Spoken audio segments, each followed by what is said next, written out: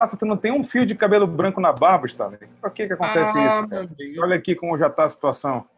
novinho aqui ainda, agora que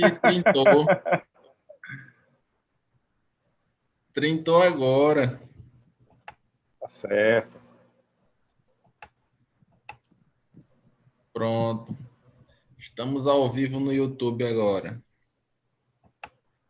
Posso projetar a tela aqui, não? Pode sim. Vou localizar aqui. E aí, Valéria, tudo bem com você? Tudo bem, professor. Boa noite.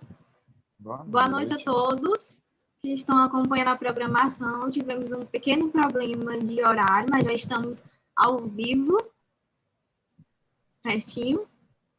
Certinho, né? Firme e Vocês Vou forte. sabem? projetar aqui rapidinho a tela. Hoje tem muita coisa boa aí na farmácia, né? Professor Patrick, depois vem Mário Rezende. A gente fecha a noite de hoje, né? Mário é um amigo querido. Mário está fazendo um trabalho muito bacana. Tá. Pessoal, no chat já está todo mundo online aqui, entrando. Prontinho. Como é que vai ser a questão do chat, hein, Stalo? Hein, Vou ficar Valéria? acompanhando aqui com a Valéria, professor, e no final da palestra a gente vai pegar as perguntas aqui e eu conseguirei passar, tá? Tranquilo. Pode fazer no A meio gente do vai caminho anotando também, as tá? perguntas. Pronto, E vai passando, tá? Tá bom. Estamos online então, né? já estamos online. Estamos online. Pode começar já? Tem Pode. alguma introdução, alguma coisa? Na verdade, não, a gente está até fazendo um modelo. O principal objetivo do evento é em prol aí da Valéria, né, Patrick? A gente tô até passando para os professores que eles mesmos se apresentem e tudo para que a gente faça uma coisa mais, né, leve. E realmente nos agradecimentos aí a Valéria agradeceu o pessoal, a todos que estão É. participando, os professores que estão aí Então, desde tempo. professor Patrick e todo mundo que está acompanhando a programação, né? Já acho que é uma palestra bem desejada, assim como as demais, mas que vai agregar muito conhecimento na vida de todos vocês, certinho. E eu tenho certeza que vocês vão sair daqui nesse primeiro tempo, confirmo eu, maravilhados, tá? Porque esse professor, ele é maravilhoso. Foi o pontapé inicial. Eu agradeço demais, tá bom, professor? Pela sua presença e se disponibilizar para estar me ajudando nessa causa.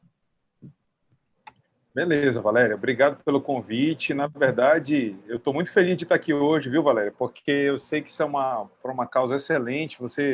A gente se conhece já por mídias sociais há algum tempinho e a gente vê a tua dedicação, teu interesse e na reta final do teu curso aí, correr atrás de finalizar esse curso. E aí agora com a parceria do GPI, que é uma empresa aí que eu já trabalho há um tempo, é um pessoal muito bacana, o Stalin, Adriano, o Vieira, pessoas maravilhosas assim que eu tive a oportunidade de trabalhar. E aí ver que deu certo aí o projeto, a ideia inicial, quando você lançou aquela vaquinha, eu disse, Valéria, independente da vaquinha, vamos fazer um evento, bora fazer uma palestra aí. E aí tá dando certo demais, muito bem falado o evento. E para mim é uma honra estar aqui contribuindo com todos vocês, falando sobre habilidade de comunicação na prática clínica. E quero dizer para vocês que estão assistindo aí, fiquem à vontade para perguntar, postem no Instagram, me marquem. A gente vai ter a oportunidade, dependendo da quantidade de pessoas, viu, Valéria, viu, Stale, que tiver aí online, eu vou sortear, inclusive, uma meia bolsa do curso de Semiologia e Consulta Farmacêutica, que é em parceria com o GPI Cursos, tá? De Vou bola. sortear uma meia Olha aí, bolsa aí para pessoal. o pessoal que estiver interessado, tá? Vamos ver se o pessoal está interessado ou não, se tem muita gente participando aí, tá bom? E Mais uma vez agradeço demais Certinho. o convite. hoje à tarde eu estava em conversa com o professor Taminato, ele estava falando exatamente do curso para passar para uns alunos dele da residência lá em Goiânia, né? O Rodrigo é demais, um cara competente demais e gente finíssima, finíssima mesmo. Cara bacana demais, eu gosto muito. Então, para mim é uma alegria muito grande estar revendo o Staller, pelo menos por videochamada, né, Staller? Faz tempo que a gente não se vê pessoalmente, né? E Verdade. a gente vai, logo, logo, essa correria da pandemia vai passar e a gente vai retomar nossas atividades presenciais aí, não é isso? Excelente. Vamos nessa, professor. Amém. Vai vir para Teresina palestrar para a gente ao vivo, né, Se professor? quiser, tô com saudade desse calor aí de Teresina. Olha que o calor de Belém é forte, mas o de Teresina é imbatível, né? Que Saudade da carne de é 40 graus. Saudade do bró aí, entendeu? É, berro, bro. Vamos nessa. Então vamos lá. Posso começar então? Pode sim, fica à Pode vontade. sim.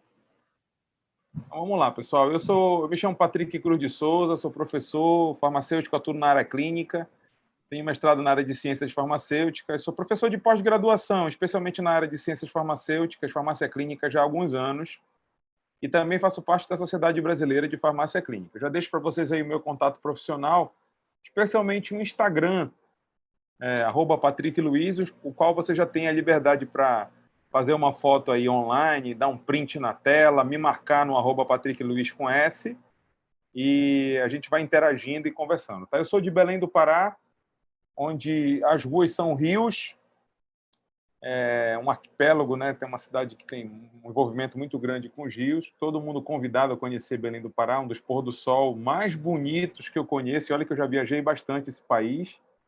E eu vou falar de habilidades de comunicação na prática clínica.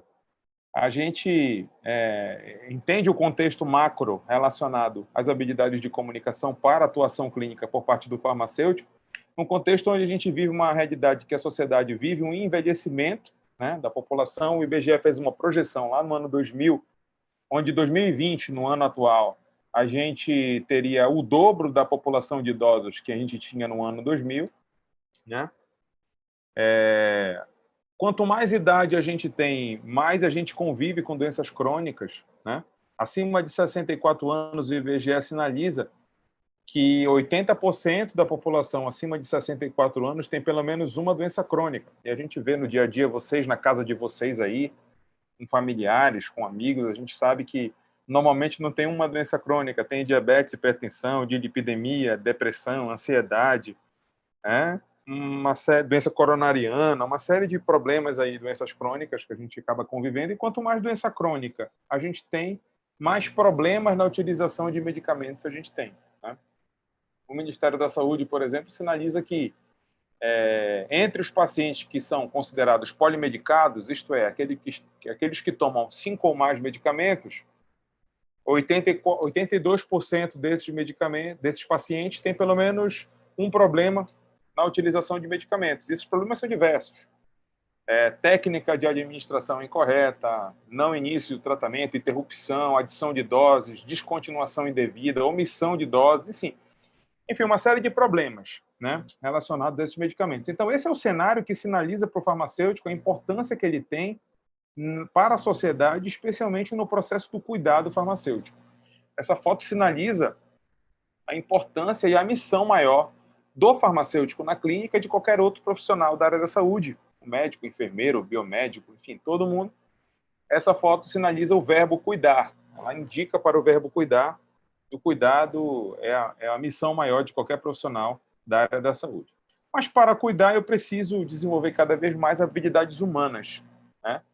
E essas habilidades humanas, elas estão muito relacionadas ao cuidado, à realização de atividades que as máquinas não fazem, e muitas dessas atividades são habilidades estritamente humanas. E a comunicação, a maneira como nós nos comunicamos, a maneira como nós sinalizamos para o nosso paciente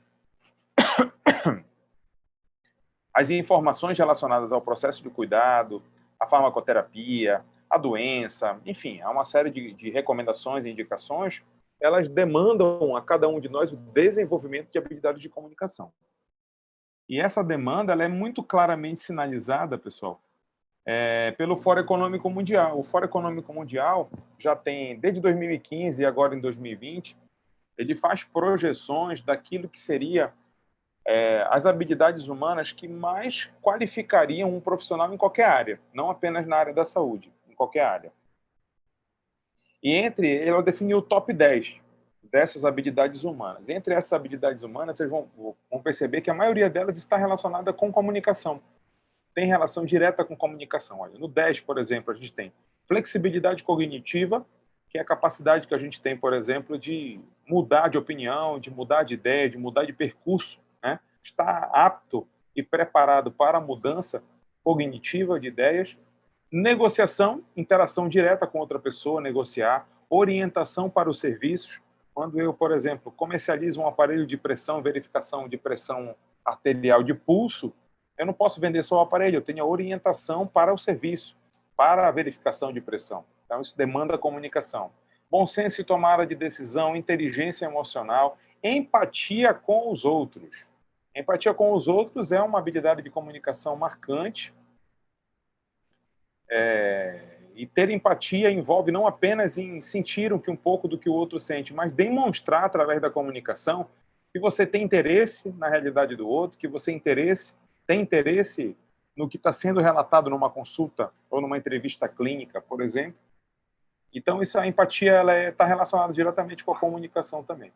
Com gestão das pessoas, gerir pessoas, tem envolvimento também de dialogar, conversar, interagir com outras pessoas para entender a realidade delas, contribuir, enfim. Pensamento crítico e solução de problemas complexos. Olha só, pessoal, muitos dos problemas complexos que a gente vive hoje estão relacionados com comunicação. Tem paciente, por exemplo, de asma, tem paciente, por exemplo, de artrite reumatoide, tem paciente diabetes, que não consegue, por exemplo, administrar os seus medicamentos. Porque são medicamentos na diabetes e na artrite, por exemplo, que são injeções subcutâneas que têm uma lógica e um processo técnico de administração. Na asma, são dispositivos inalatórios que demandam a cada um de nós um conhecimento mínimo para a utilização. E, às vezes, o paciente já tem um diagnóstico dessas doenças há 5, 10, 15 anos e nunca controlou. Esse é um problema complexo, porque ele vai ao médico, vai ao enfermeiro, faz exames, tem um diagnóstico, tem uma prescrição, mas nunca recebeu a orientação correta, por exemplo, da utilização correta de um medicamento. E, às vezes, é um problema complexo, mas que o farmacêutico identifica e pode resolver. Então, hoje, em qualquer profissão, não apenas da área da saúde, em qualquer profissão, hoje, a resolução de problemas complexos imprime a qualidade no serviço, a qualidade no trabalho. E na nossa área de atuação, na área farmacêutica, na área clínica, se a gente estiver atento, a gente tem a capacidade de resolver problemas muito complexos. E esses problemas complexos podem salvar a vida de um paciente, podem trazer um ganho de qualidade de vida muito importante. Tá? Muito bem, então nesse contexto, pessoal, eu gosto muito dessa frase, que é uma frase do Steve Jobs, que diz assim: a inovação é o que distingue os líderes dos seguidores. E nesse contexto, distinguindo os líderes dos seguidores, a gente precisa inovar. E a inovação envolve a clínica, a utilização de tecnologia, a abordagem de comunicação diferente. E quanto mais a gente faz isso, mais a gente pode inovar e se distingue do ponto de vista da qualidade entre os demais profissionais. Bom, nesse contexto, a abordagem que eu faço hoje está relacionada à comunicação. E dentro dessa abordagem da comunicação, a gente precisa entender um pouco sobre o desenvolvimento das habilidades de comunicação. Eu falo muito de clínica, falo de semiologia, falo de farmacoterapia, falo de muitas coisas nas minhas palestras e cursos, inclusive eu tenho palestras e cursos online. Mas hoje a abordagem é sobre comunicação e a gente precisa entender como a comunicação pode fazer diferença na vida das pessoas e na vida do paciente. Não apenas no ato de se comunicar, mas também na observação da expressão da comunicação por parte do paciente, por parte do profissional de saúde, por parte da equipe multiprofissional que a gente trabalha no dia a dia. Né? Então, quando a gente fala de comunicação, a gente precisa destacar um pouco alguns aspectos que eu acho que é importante a gente destacar. Primeiro, a teoria das inteligências múltiplas, de Howard Gardner. E dentro da teoria das inteligências múltiplas de Howard Gardner, a gente sinaliza para 9 tipos de inteligência. O Howard Gardner escreveu a teoria onde ele diz que existem 9 tipos de inteligência.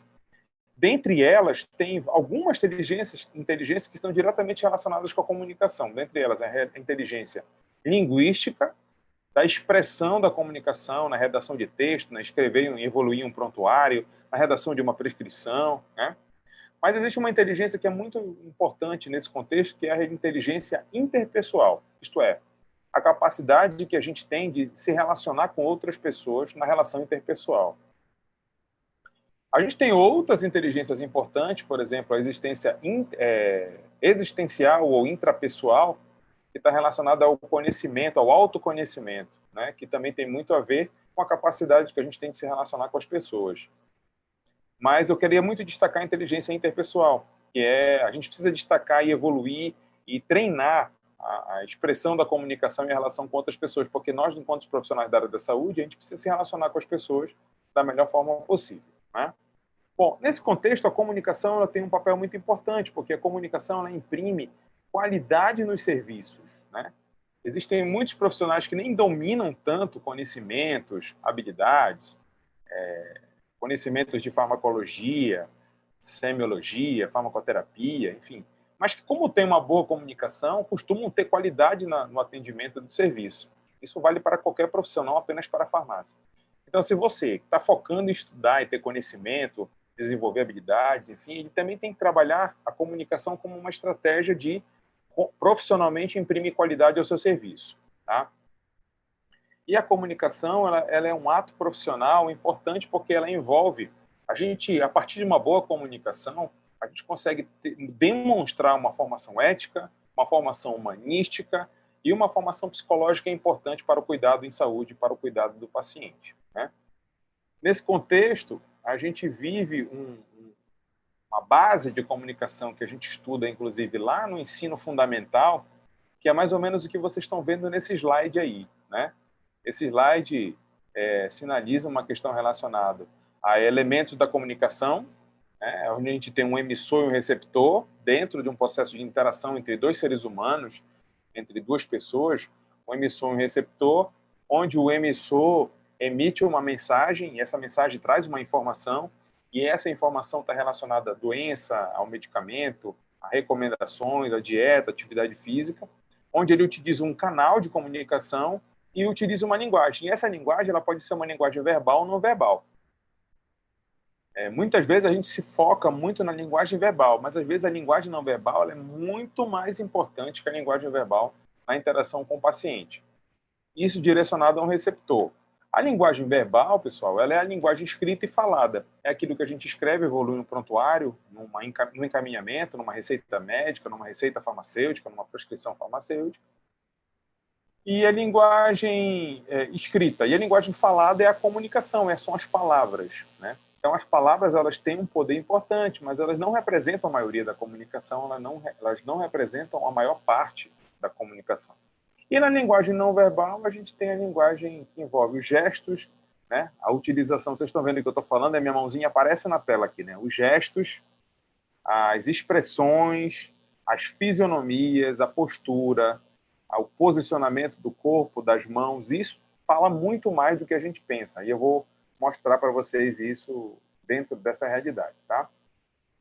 Quando a gente fala de comunicação, pessoal, a gente busca sempre, na entrevista clínica, no cuidado farmacêutico, a gente sempre busca a empatia e busca a relação terapêutica. E essa relação terapêutica é uma relação dialógica, é um diálogo entre duas pessoas. Eu não mando no paciente, não é um monólogo onde eu vou e falo tudo que eu tenho para falar para o paciente, e esse paciente ouve, acata tudo e obedece. Isso não é a realidade, isso não é a vida real.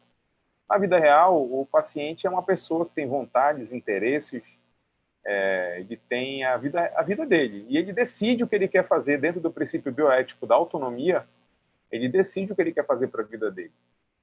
E essa, portanto, é uma reação dialógica. Não há sujeitos passivos. Ele não é passivo e eu não dou ordens para ele. Não. Eu tenho que ser um mediador do processo educativo, orientá-lo, convencê-lo da realidade de saúde que ele vive e ele precisa tomar a decisão daquilo que ele quer para a vida dele, né?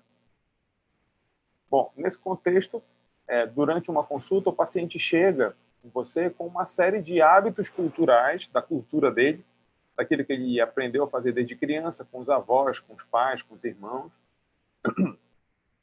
E esses hábitos culturais estão diretamente relacionados com aquilo que ele quer.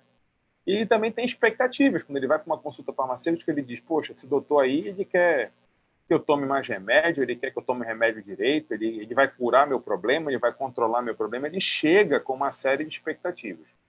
E dentro da comunicação eu preciso identificar os hábitos culturais, identificar as expectativas que ele tem para, a partir daí, isso, tanto os hábitos culturais como as expectativas dele, influenciarem diretamente na minha decisão clínica, qual a abordagem clínica que eu vou fazer para ele. Então, nesse contexto, a gente precisa conhecer o paciente, pessoal. E aí tem uma frase que eu gosto muito, que é uma frase retirada de um seriado chamado Unidade Básica, do Universal Channel, que diz assim: não basta conhecer os sintomas, é preciso conhecer as pessoas. E esse é o momento que você faz uma fotinha para postar no Instagram, tá? Não basta conhecer os sintomas, é preciso conhecer as pessoas. Dá print da tela, faz uma foto, que é uma frase emblemática. A gente estuda muitas vezes, sabe muito sobre farmacologia, fisiologia, fisiopatologia, terapêutica, farmacoterapia, mas a gente esquece, às vezes, que quem está na nossa frente é um ser humano, é um paciente que precisa do nosso cuidado. E não basta eu conhecer os sintomas dele, eu preciso entender as necessidades de saúde dele, entender as necessidades que ele tem, as dificuldades, a comunicação, as barreiras de comunicação que ele tem para poder atingir meu objetivo maior, que é buscar a cura, buscar o controle da doença crônica, buscar a farmacoterapia correta e ideal, né? Então, esse é um dos nossos desafios que a gente tem.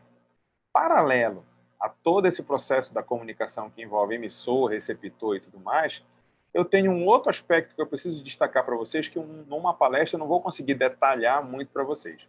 Mas eu dou aula de habilidade de comunicação em cursos de 4, de 8 horas, em módulo de pós-graduação de 20 horas. E lá a gente pode trabalhar o alicerce da comunicação, que é isso que vocês estão vendo lá embaixo, que é o rapport, que é o alicerce da comunicação, a capacidade que a gente tem de buscar um relacionamento antes de passar a informação técnica. Buscar a proximidade, o relacionamento com a pessoa antes de passar a relação técnica. Então, rapport é uma expressão de origem francesa, de uso universal, que significa relacionamento, vínculo, harmonia, confiança, respeito, né? E isso é o alicerce da comunicação. Se eu conseguir estabelecer rapport com o paciente antes de passar a informação, tenha certeza que essa informação será muito bem repassada e o paciente terá confiabilidade, respeito, credibilidade e vai passar para você muito bem, e vai acatar de você muito bem suas recomendações técnicas e clínicas. Tá? Muito bem. O rapport, como eu disse, é a base da comunicação. Bom, vamos falar agora, já caminhando para a nossa reta final da nossa palestra.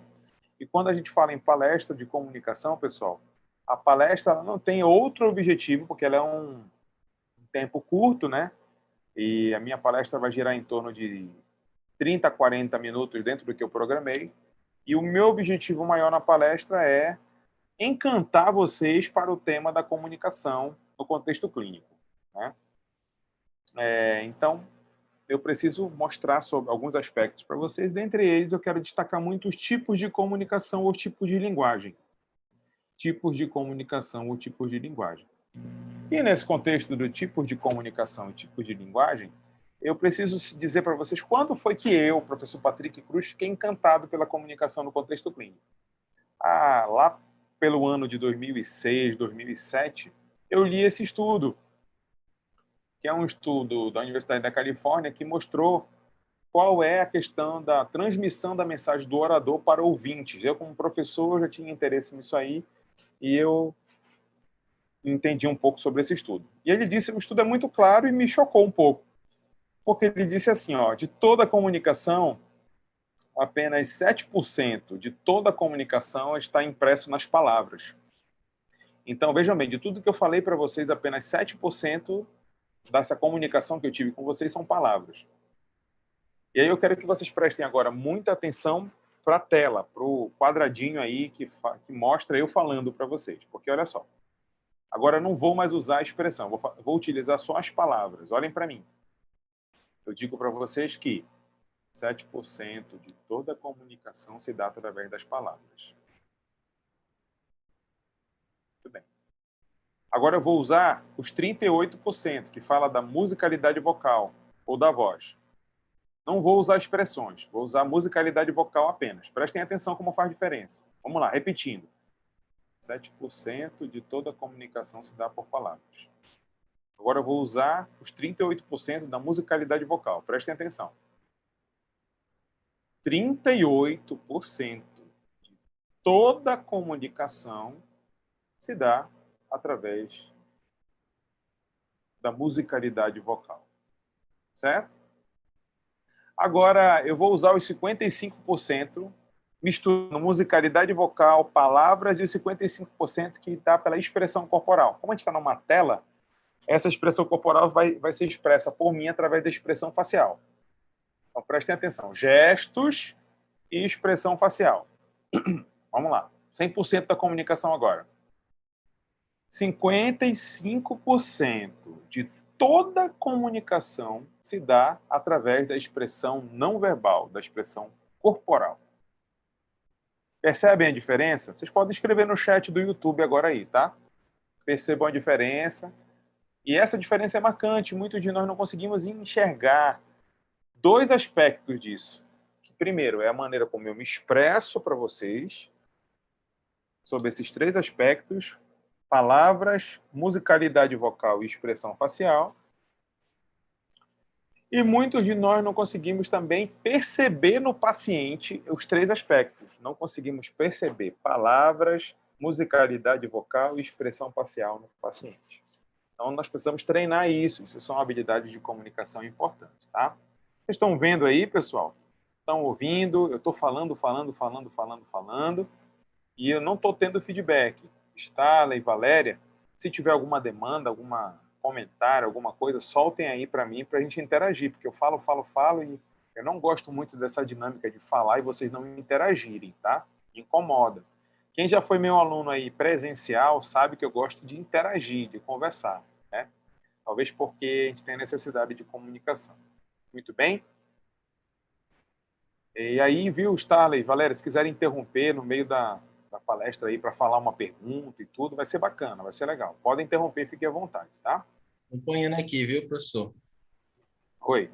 Estou acompanhando aqui, já que ainda não teve nenhum questionamento aqui no chat, mas eu queria deixar um ponto de vista que eu tenho observado, né? Já que a grande maioria, pelo que eu percebi, dos inscritos também são alunos que estão ali no finalzinho do curso, né?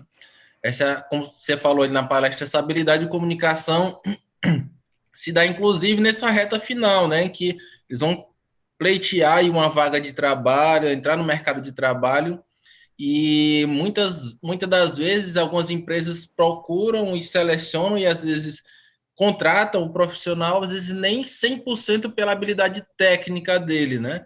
Mas às vezes um profissional que tem uma boa oratória, que tem um bom posicionamento, que tem uma boa habilidade bem, de comunicação, né? Que sabe trabalhar com esse rapport, né? Dentro de uma entrevista, né? De um trabalho. Então, isso traz um diferencial muito grande hoje em dia para a grande maioria das empresas, né? Isso vai desde a de drogarias, farmácia, laboratório, clínicas, hospitais. É unânime, né? A gente vê realmente a dificuldade que as pessoas têm, às vezes, de conseguir pessoas que têm habilidade técnica e que também têm essa habilidade na comunicação, né? Com certeza. E aí, esse processo seletivo, muitas vezes, como é feito por RH, ele não é feito baseado em técnica, é uma provinha técnica e tal, mas ele avalia outras competências, né? Outras habilidades, o componente atitudinal. E às vezes a gente pouco desenvolve isso na graduação, né, meu amigo? Você sabe disso.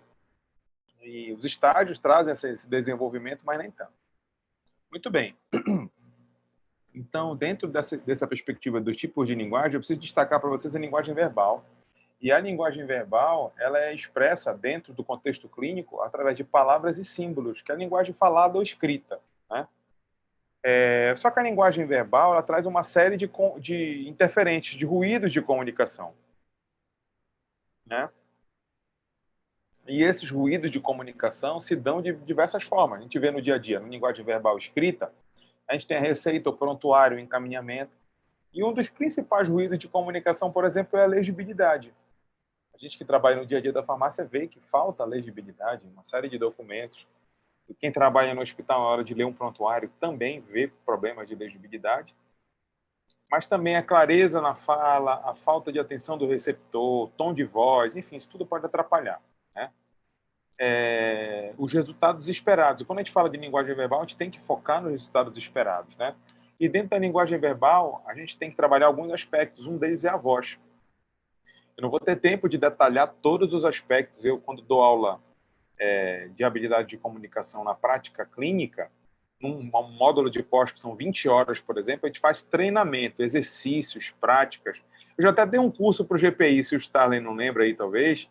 Foi um curso livre sobre habilidade de comunicação, que foi um sábado e um domingo, foi muito legal, muito produtivo também.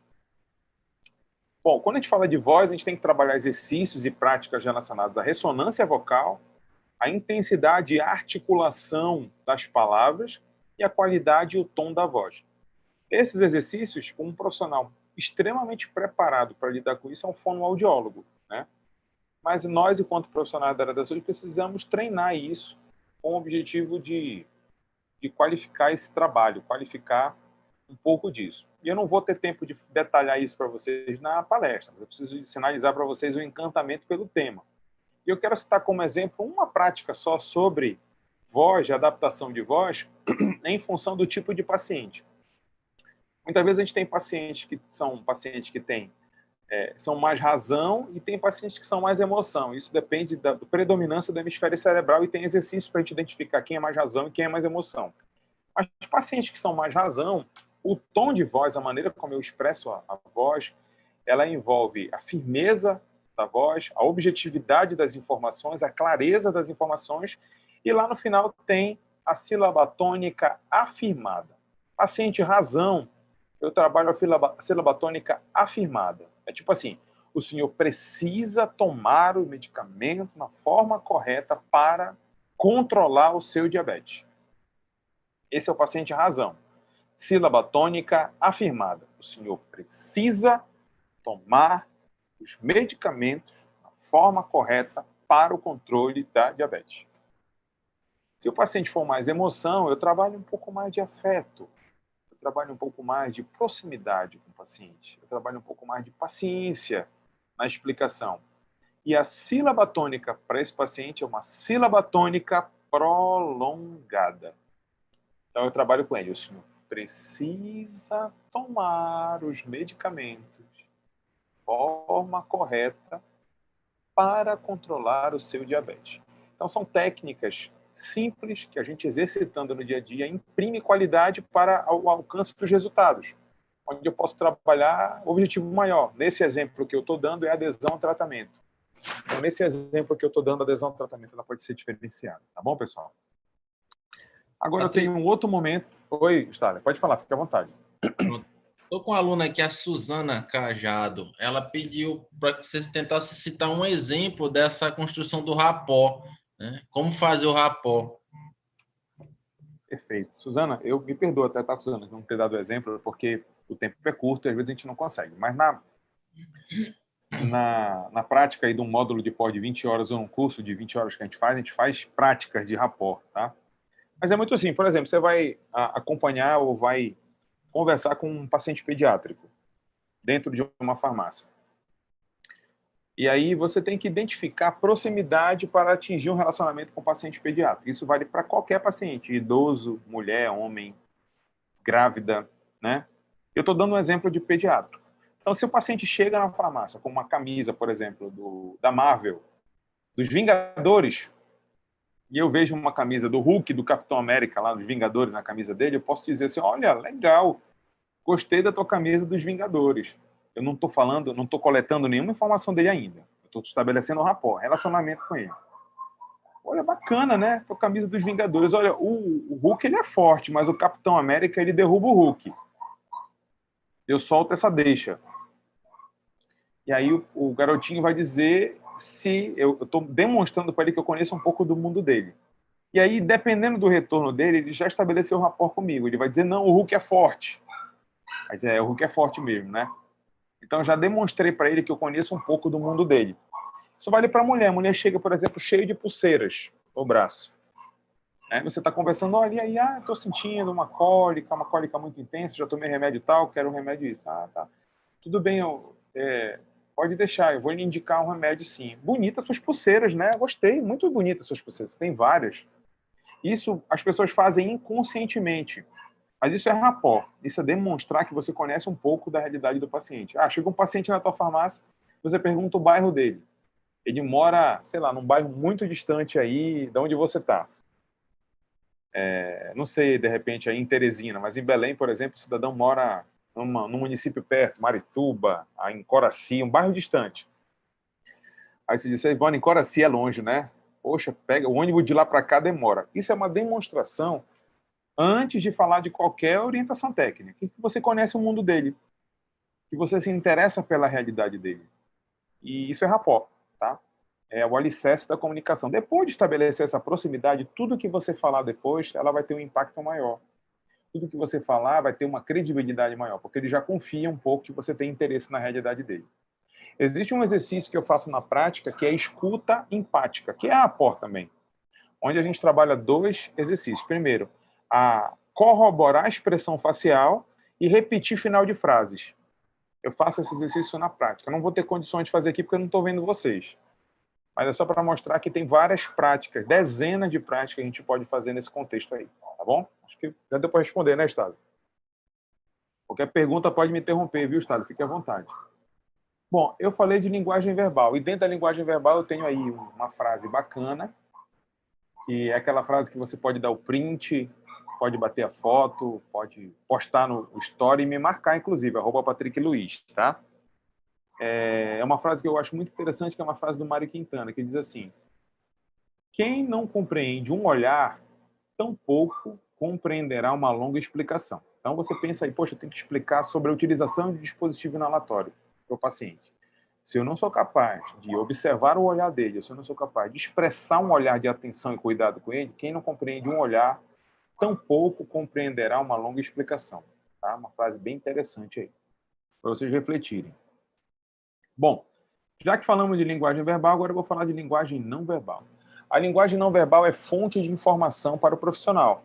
O paciente, quando ele entra na porta da farmácia, do lado do balcão, o jeito que ele vem andando, a posição dos ombros, a posição do queixo, se ele manca, se ele está puxando a perna, se ele chega com uma expressão triste, ele já me traz uma série de informações. Tá?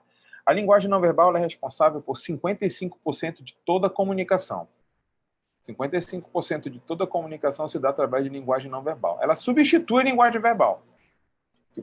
Eu trabalhei, por exemplo, com paciente de portador de necessidade especial, sem conhecer a linguagem dos sinais, a Libras, né? E mesmo sem conhecer, a gente interagia.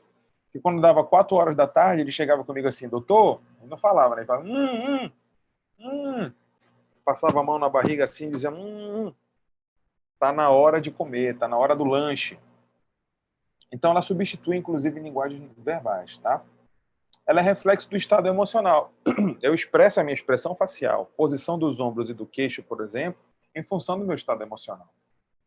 Eu preciso desenvolver treino para a linguagem não verbal, tanto para percepção, observar o paciente, como na minha expressão. Então, treino é muito importante. Eu preciso treinar essa questão. Então, percepção e treino são importantes. E aí, na linguagem não verbal, envolve também a percepção facial, postura, gesto. Então, tem uma série de técnicas práticas onde a gente tem condições de trabalhar isso treinando mesmo.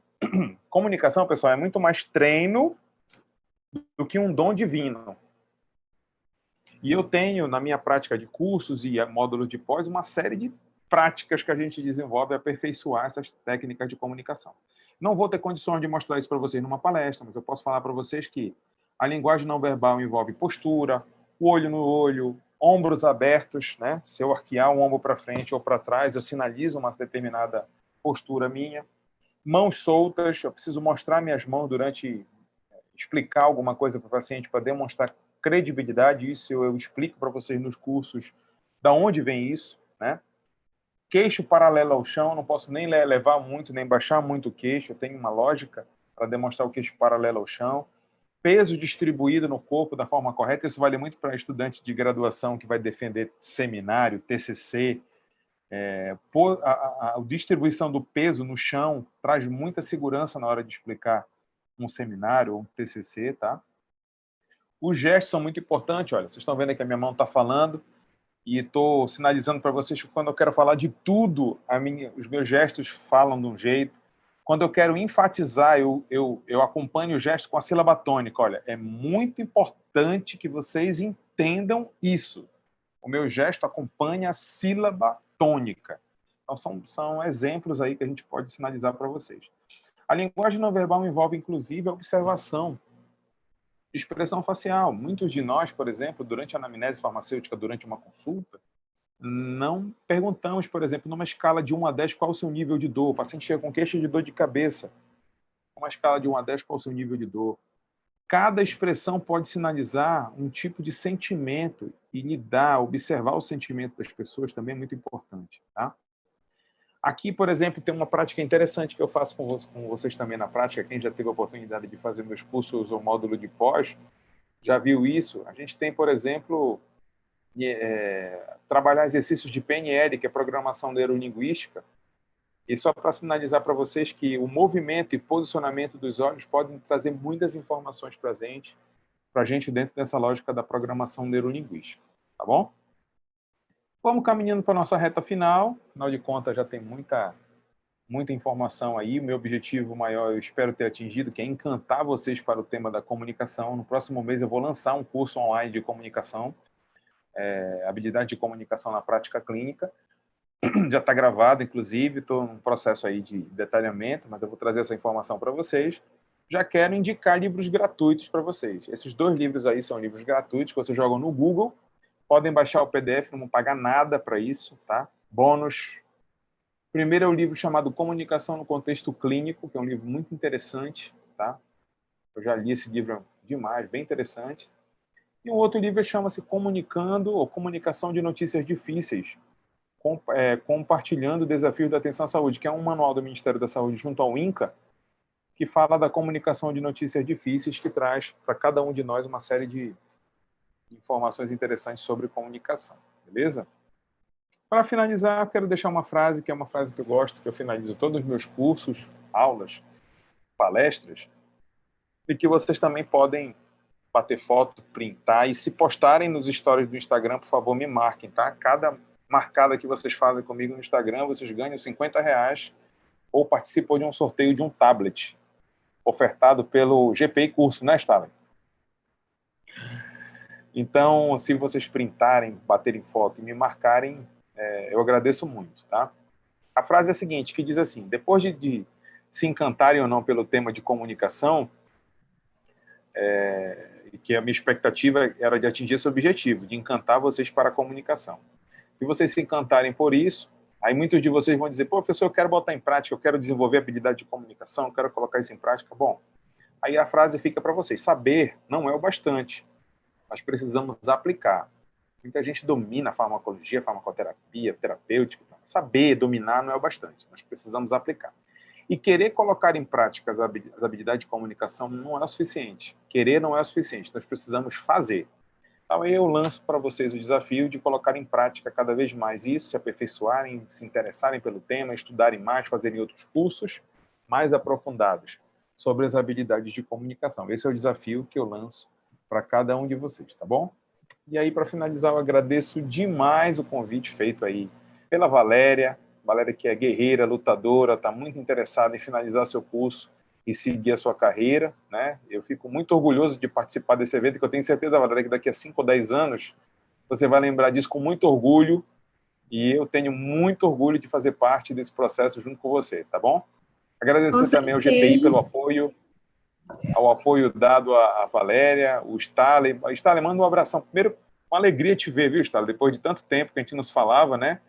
Manda um abraço para o Adriano, para o Vieira Júnior, para a galera aí do GPI, que o pessoal é demais. Gosto demais de vocês. E estou com saudade de uma aglomeração aí em Teresina, tá? Quando pintar uma oportunidade, me chama, que eu quero uma aglomeração aí em Teresina, tá bom? Então, muito obrigado pelo convite. Contem comigo no que precisarem, viu, Valéria? Precisando de alguma coisa, Stalin, Adriano, estou à disposição. Tá ouvindo? Estou ouvindo bem. Ah, certinho. Eu que agradeço, tá bom? Eu fico muito honrada em ter sua presença aqui.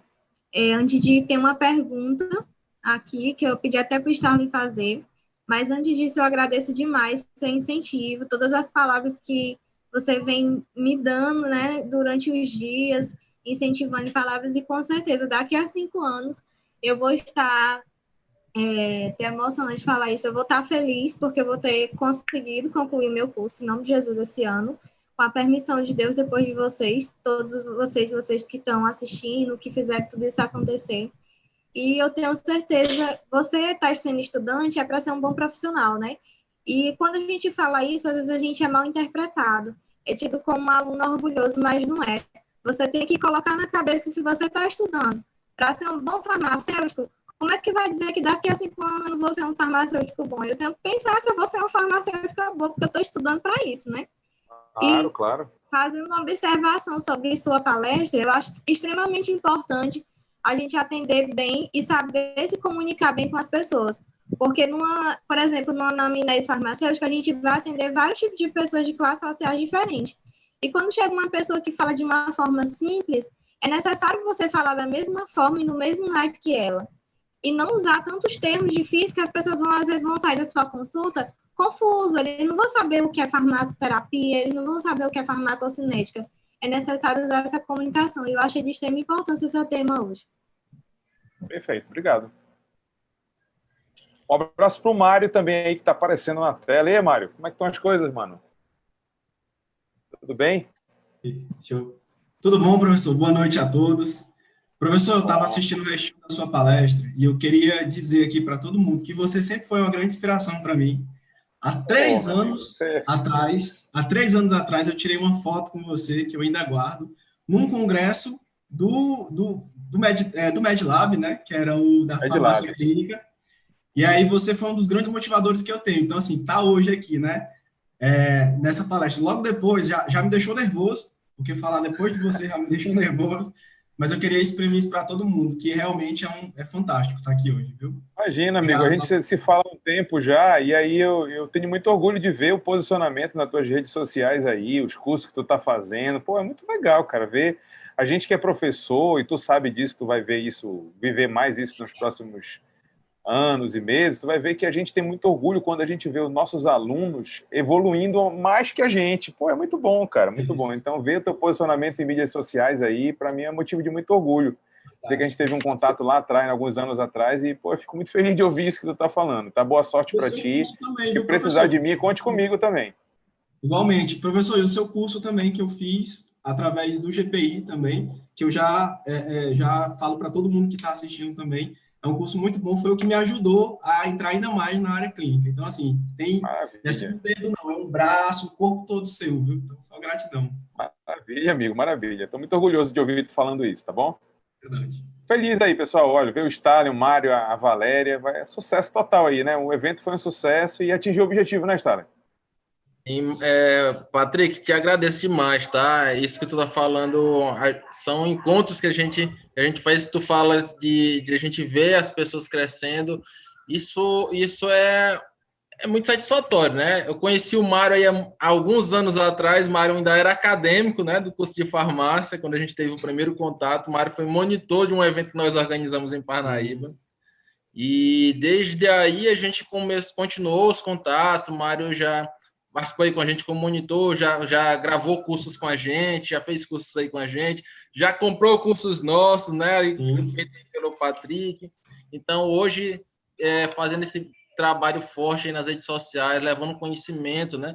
O Mário sempre teve essa veia, né? Então, assim, acho que ele se encontrou muito bem no que ele está fazendo. A gente já teve diversas conversas, né, Mário, a respeito de profissão, sobre o que se continuar seguindo nesse caminho, se ir para outro ou não, e tudo, e onde ele encontra a felicidade. A gente vê a garra que ele faz, os vídeos, a empolgação, como ele leva tudo isso, né? Então, isso é muito bom, né?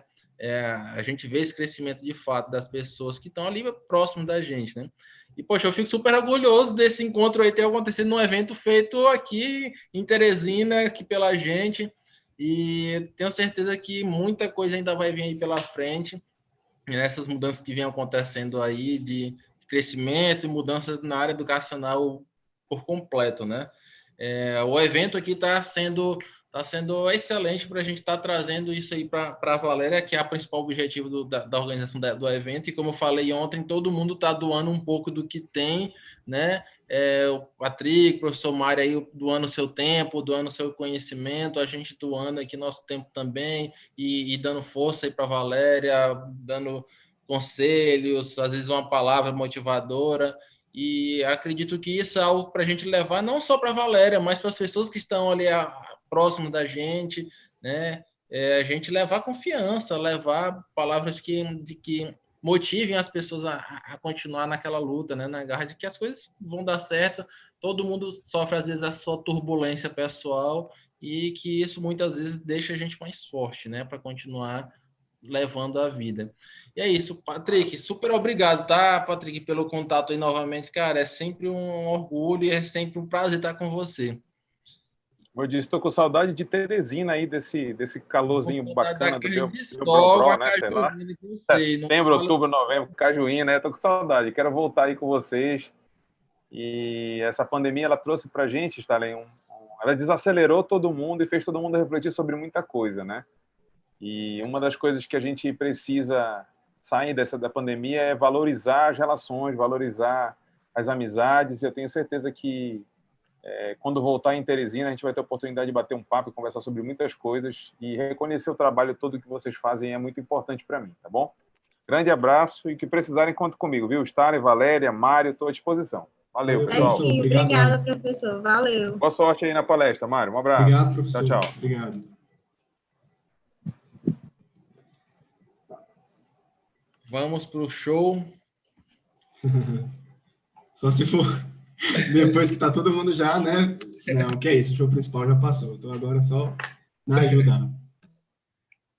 Grande Mário, a gente está fazendo até de uma forma bem leve, tá? Ao início das palestras e tudo, pode ficar à vontade para falar, se apresentar e tudo. Acho que o principal objetivo aqui é a gente trazer um pouco de conhecimento para o pessoal e através das pessoas próximas que a Valéria tem, que somos nós, né? Então, acho que a gente está em casa e pode ficar à vontade aí para botar sua apresentação e dar o show. Pronto. Stalin, eu queria primeiro agradecer a você pela sua coragem, né? Pela sua dedicação que você teve. Não é simples fazer isso. Você também tem milhares de atribuições. A gente tem uma relação mais próxima e eu sei o tanto que é difícil para você estar organizando isso. Tem toda uma logística e você fez isso mostra o tamanho do seu coração. E não há dúvida de que quando a gente faz isso, a gente cresce muito, né, cara? Então, assim, seu sucesso ele já é certeza porque ele já está escrito. Então, parabéns para começo de conversa para você. E parabéns para a estrela de hoje, que ela sim é a estrela de hoje, que é a Valéria.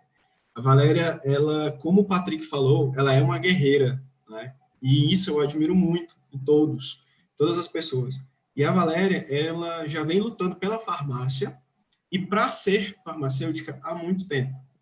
A Valéria já me ajudou em curso, a Valéria já me ajudou nas palestras, a Valéria já me ajuda sempre com as divulgações de cursos, enfim. Ela tem essa sede, e não é só eu.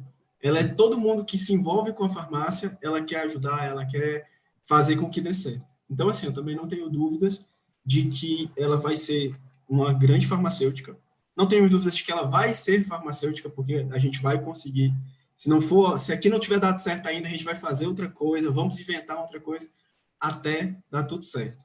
Porque ninguém pode parar quem quer, a verdade é essa. Quem quer de verdade não tem nada que pare. E aí você está mostrando isso, né? Esse evento aqui é pioneiro, nunca aconteceu. Então o Starley está de parabéns, o GP está de parabéns, e você está de parabéns pela coragem, né? E assim, é uma felicidade para mim estar podendo ajudar da forma que a gente pode, né? Então, é muito importante para mim. Então, eu queria agradecer a Valéria ao convite. Ela sabe que ela pode sempre contar comigo. Sempre que precisa, eu estou aqui, né? Não é de agora. E eu sei também que eu sempre posso contar com ela. Então, assim, isso é muito bom, tá? E no final do ano, vai ter que botar todo mundo aí, vai ter que fazer uma live para mostrar você colando grau e tudo. Vai ter que fazer uma festa grande, viu, Valéria? Chamar todo mundo. Eita, agora a gente engole até o choro para falar, né? Gente, obrigada, tá? Eu te agradeço demais, Mário. Realmente a gente já vem há algum tempo trabalhando junto nessa empreitada de congresso, de palestra, e tudo que eu puder fazer, eu vou estar à disposição sempre. Eu agradeço ter tirado do seu tempo, né? Porque eu sei que é uma carga horária pesada para estar dando aula online como professor e para estar aqui na hora dessa, palestrando em prol do evento. O evento é pioneiro. Mas eu espero que mais tarde, quando eu olhar para trás, eu possa contar minha história e ajudar mais alguém com isso. Né? Ajudar mais pessoas, contar a história e incentivar. Às vezes as pessoas dizem, Valéria, acontece tanta coisa ruim na tua vida de uma vez. Eu digo, mas sabe o que é isso? É história para contar, meu amigo. Se a gente não tiver história para contar depois, como é que fica, né? E realmente, se não fosse essa bênção de Deus aí, estar a família GPI também ter abraçado a causa, a gente não estava aqui, né? Então, muito obrigada, tá? Eu sei que sua palestra vai ser um show. Obrigado. Estou abrindo aqui a nossa... Opa, eita. Deixa eu ver aqui, estou abrindo aqui também para a gente ficar vendo qualquer coisa das perguntas. Perfeito. Então, eu vou projetar aqui, tá certo? Tá dando para ver direitinho aí agora? Tá sim, já compartilhou. Show! Bom, então, primeiramente, boa noite a todos que estão assistindo também aí pelo YouTube, tá? É muito importante hoje essa palestra, não só pela questão social, mas também pela questão de aprendizado. Então, vamos aqui um pouquinho sobre os aprendizados, né? Hoje eu vou falar para vocês sobre um assunto que eu venho militando na farmácia agora. Para mim, tem sido um dos assuntos mais importantes que eu consegui escolher dentro da farmácia. Algumas pessoas dizem assim, eu não sei o que fazer na farmácia, eu não sei para onde ir, porque eu acho que não tem opções, a farmácia não é um curso que não tem opções. Para mim, a grande dificuldade foi escolher em que me especializar. E aí, depois desses 3 anos de formado, né, com minha carreira, correndo atrás de estudar sempre cada vez mais, eu percebi que é na geriatria que a gente pode ajudar mais ainda os pacientes, que a gente pode contribuir muito para que esses pacientes possam ter uma sobrevida maior, uma longevidade maior. E, baseado nisso, deixa eu só fazer aqui, ver se eu consigo... tá.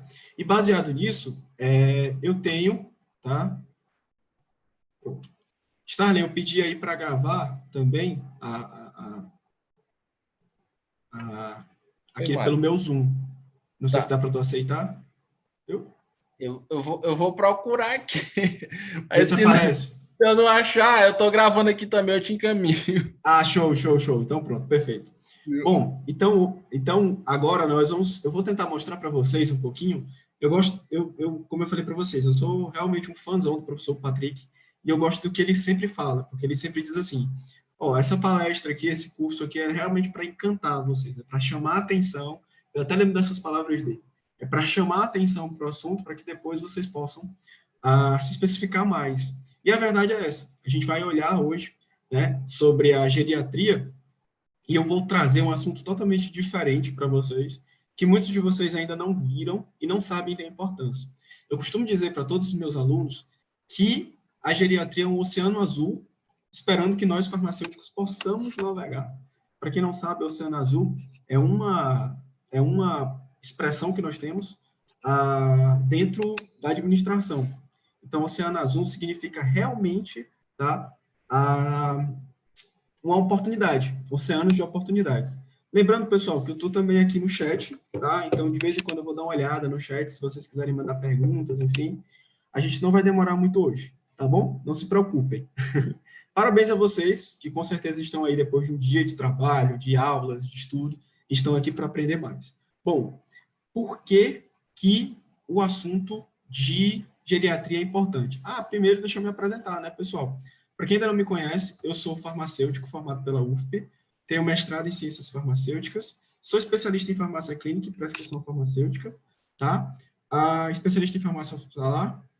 Há uma prova, né, há uma provinha de ser especialista em fitoterapia aplicada à estética e prática esportiva, e sou também membro de comissão de ensino e de farmácia clínica do nosso Conselho Regional de Farmácia, do Piauí. Sou professor da CRISFAP e também professor de pós-graduação, tá? E, gente, eu tenho que atualizar isso aqui. Eu sou farmacêutico do SAI, também, de Piripiri, tá? Para quem não sabe, o SAI é um serviço de atendimento especializado, eu faço dispensação de medicamentos para paciente soro positivo, tá? E lá eu faço consultas farmacêuticas e também, eu tenho que colocar, eu faço consulta farmacêutica geriátrica, tá? Então, é um serviço que eu comecei a oferecer há pouco tempo e tem dado muito certo. Então, meu atendimento online, eu tenho um atendimento online e um atendimento presencial. O atendimento presencial é aqui em Piripiri, na Clínica Multisaúde. Então, é muito legal. Então, se você ainda não sabia que farmacêutico pode fazer consulta farmacêutica, se você ainda não viu algum farmacêutico fazendo de verdade, tá aqui, tá? A ideia é trazer experiências reais para vocês. É não só trazer histórias de livros para que vocês possam pegar o que vocês mesmos poderiam ler.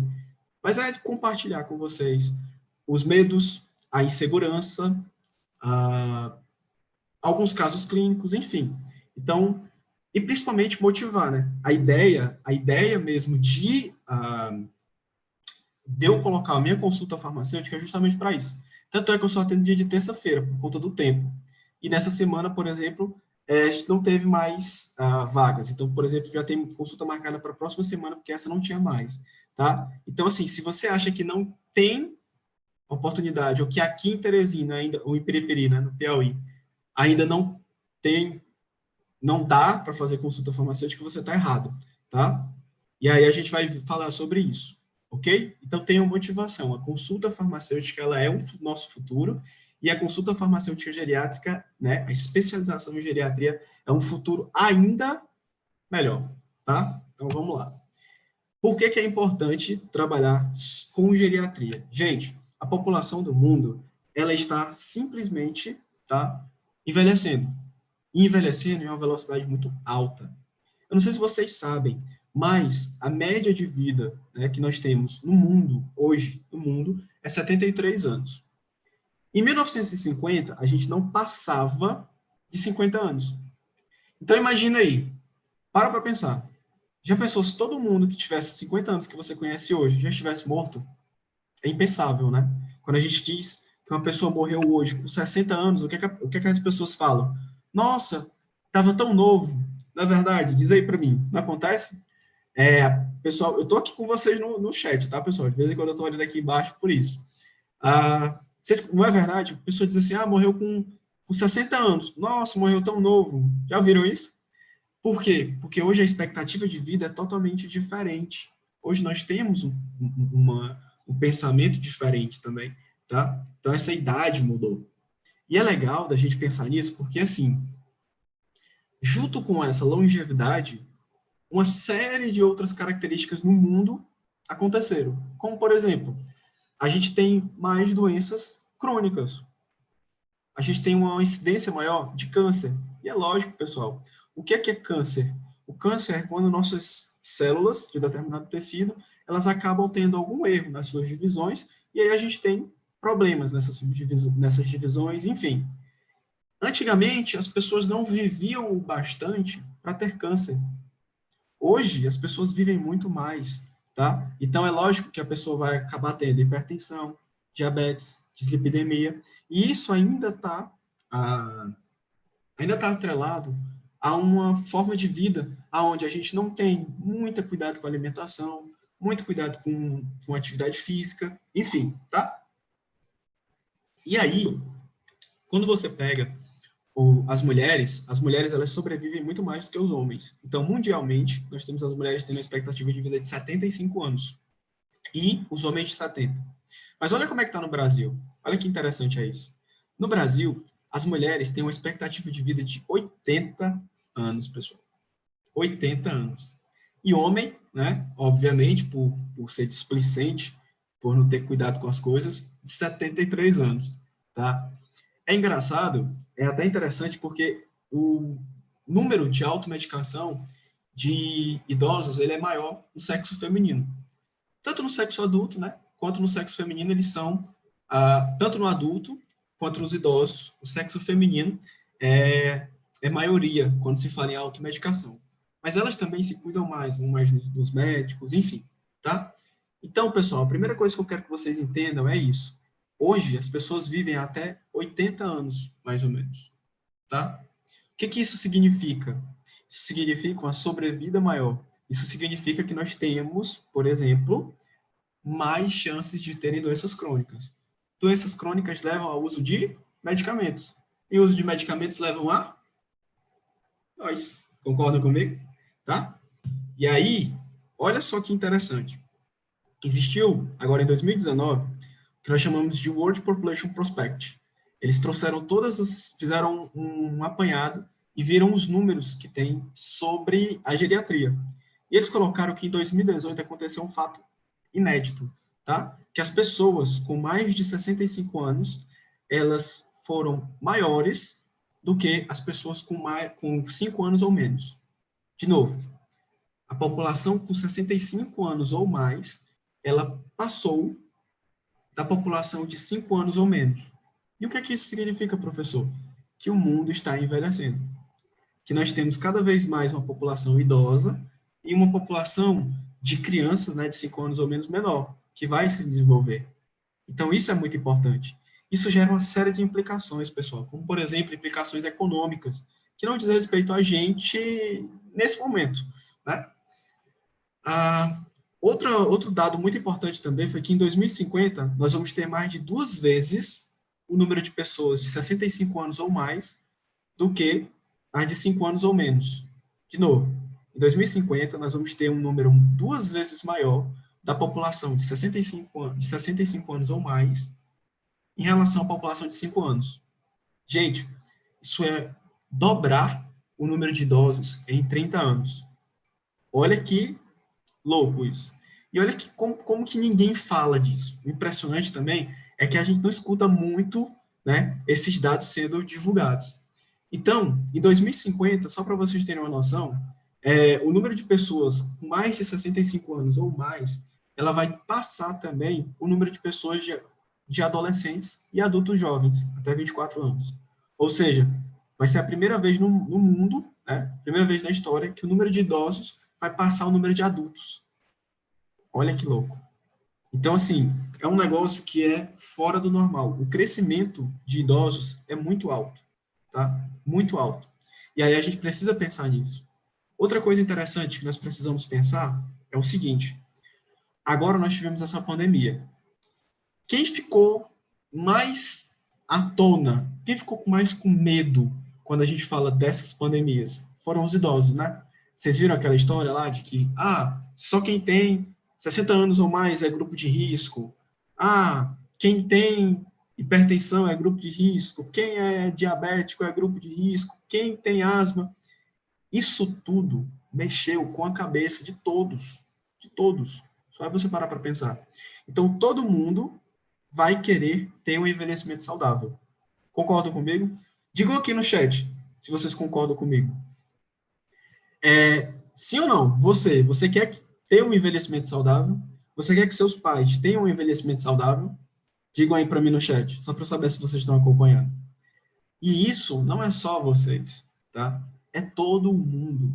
Todo mundo vai ter cuidado com isso. Todo mundo vai querer saber disso. E é importante que vocês estejam cientes disso, que nós estejamos preparados para lidar com isso, ok? Show! Olha um número muito importante aqui que pouca gente fala, e esse número é show demais. Olha só, se eu pegar no número do Brasil, a população brasileira era de 54 milhões de habitantes em 1950. Olha só isso. Em 1950, a população do Brasil era de 54 milhões. Em 2020, nós passamos para 213 milhões, ou seja, nós quase que quadruplicamos. Show? Devendo alcançar 229 milhões em 2050. Depois cair para 181 milhões de habitantes em 2100. É interessante, porque eu não sei se vocês lembram lá de geografia, né? Na geografia nós temos um pico de crescimento da população, depois ela decai. É coisa de geografia. O pico de crescimento adulto do brasileiro vai ser em 2040. 2040 e 2045 nós vamos ter um pico de crescimento populacional, depois começa a cair. Geografia. Só que olha que louco isso aqui, ó. O crescimento absoluto foi de 3,3 vezes em 150 anos, tá? Que é menor do que a da população mundial. Então, a população brasileira, ela cresceu 3,3 vezes em 150 anos, de 1950 a 2100. Ela crescerá, né? Só, gente, que se você pegar o número de idosos no Brasil, de 60 anos ou mais, ela vai crescer, olha só, 27,6 vezes a mais, em 150 anos. Peraí, professor, eu não estou entendendo, não. Você está ficando doido? Não estou acreditando nisso. Não. Isso é verdade. São dados da World Population Prospectus, tá? Então, no Brasil, o número de pessoas idosas, ele vai aumentar de 1950 até 2100, 27,6 vezes. só não enxerga quem não quer, que a geriatria é o nosso futuro, tá? E olha, eu vou já mostrar para vocês que geriatria, que dentro da geriatria, nós temos polimedicação, nós temos uso inapropriado de medicamentos, enfim, nós temos toda uma quantidade, uma gama de coisas que nós podemos ajudar essa população, tá? Então, de novo, 27,6 vezes é o tanto que a população idosa vai subir no Brasil. Detalhe, eu falei para vocês que o pico da população adulta no Brasil, ela vai chegar em 2045. Em 2045, nós temos o pico do crescimento da população adulta no Brasil. No entanto, pessoal, o pico do crescimento da população geriátrica vai ser em 2070. Ou seja, a quantidade de brasileiros idosos vai continuar subindo até o máximo em 2070. E aí cai. Então, assim, percebam em que vocês precisam focar. E pode ter certeza, terapias, as PICs, vão ser muito importantes nessa população. Porque hoje, eu não sei se vocês já pararam para pensar, mas muita gente não sabia nem o que era essa história de efeito colateral, efeito adverso. Muita gente nunca nem tinha ouvido falar sobre isso. No entanto, agora todo mundo assistindo o jornal e vendo que não podia tomar cloroquina porque tinha efeito colateral, que tinha efeito adverso. O que é isso? O que é isso, esse negócio de efeito? Então, a população começou a entender que medicamento pode sim fazer mal. Muita da população começou a entender isso. Então, o que é que eles buscam? Saídas naturais, né? Saídas naturais. E que saídas naturais são essas? Auriculoterapia, óleos essenciais. Gente, olha como os óleos essenciais explodiram aí. Não é todo mundo agora está usando óleos essenciais, é chique ter óleos essenciais, todo mundo, óleo essencial para ansiedade. Não estou dizendo que não funciona, pelo contrário, é ótimo, tá? Quem estuda sobre óleos essenciais sabe que é fora do normal, é fantástico. Só que isso não existia antes. E agora as pessoas precisam... Não é que não existia, mas o Ibope que era dado, né, a propaganda que era dada era muito menor. Hoje as pessoas querem falar sobre isso porque não tem aquele apelo de ser natural, enfim. Então, acordem para isso, percebam isso, tá? Exatamente, Bianca. É a questão da transição demográfica, né? Só que é uma transição demográfica que não era esperada.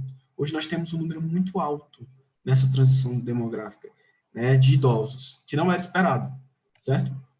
E aí, pessoal, a gente vai conversar um pouquinho sobre envelhecimento.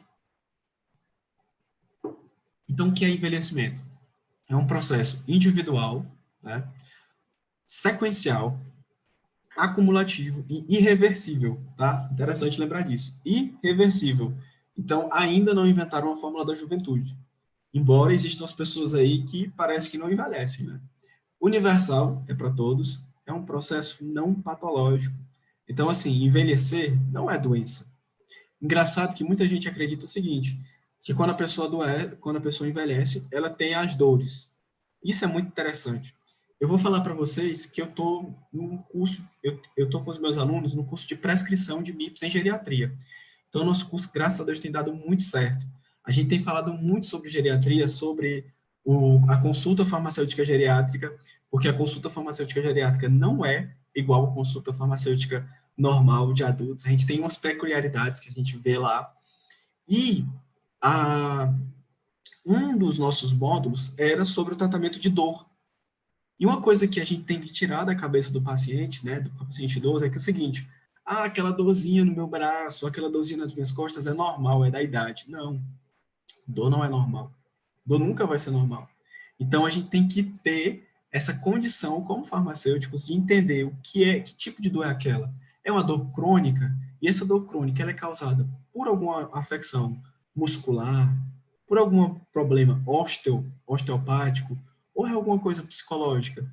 E aí, dentro do curso, eu dou vários instrumentos que a gente faz uma pesquisazinha no paciente, perguntas que a gente consegue identificar se aquela dor, por exemplo, é fisiológica ou aquela dor é psicológica. Enfim, é muito legal, tá? Exatamente, a Maria Clara até falou aqui, uma abordagem totalmente integral e holística. Uma das eu vou entregar aqui um pouquinho, né? Uma das coisas que a gente faz, né, que a gente fala na consulta farmacêutica geriátrica, a gente não começa perguntando para o paciente o que é que ele tem logo, sabe? Você, na hora que ele chega, você faz a recepção desse paciente, nós temos as dicas de como é que você vai receber esse paciente, só para vocês terem uma ideia. Uma das coisas que a gente aprende, por exemplo, é o seguinte, chega a Dona Maria lá e você já percebe que ela é meio fechada, assim, sabe? Aí você já joga a primeira brincadeira. Olha, Dona Maria, é raro aqui sua idade. Aí ela, é raro? Isso é. Botaram aqui que você tem 75 anos. Não, a senhora nova desse jeito aí, é certeza que ela não tem 75 anos. Aí pronto, ela já abre o sorriso. Ele já abre o sorriso. Aí pronto, ali você já começou a quebrar a primeira barreira de comunicação com aquele paciente. O professor Patrick falou muito sobre comunicação. Eu adoro também esse tema. E nos idosos, a gente precisa ter isso muito forte. E no módulo de consulta farmacêutica, a gente fala sobre as habilidades de comunicação geriátrica, né? E é importante demais já quebrar essa barreira com esse paciente, porque nós somos um profissional novo, eles não conhecem o que é que o farmacêutico pode fazer, então você já começa diferente. Você já começa tratando ele de uma forma muito mais amena, muito mais atenciosa do que a maioria dos prescritores, tá? E aí, depois de toda uma investigação social, é que a gente começa a falar sobre a queixa principal desse paciente. Então, você já tem conseguido a confiança daquele paciente e ele já vai lhe entregar muito mais sobre o problema de saúde dele, certo? Mas vamos lá. Você conversa para outro momento.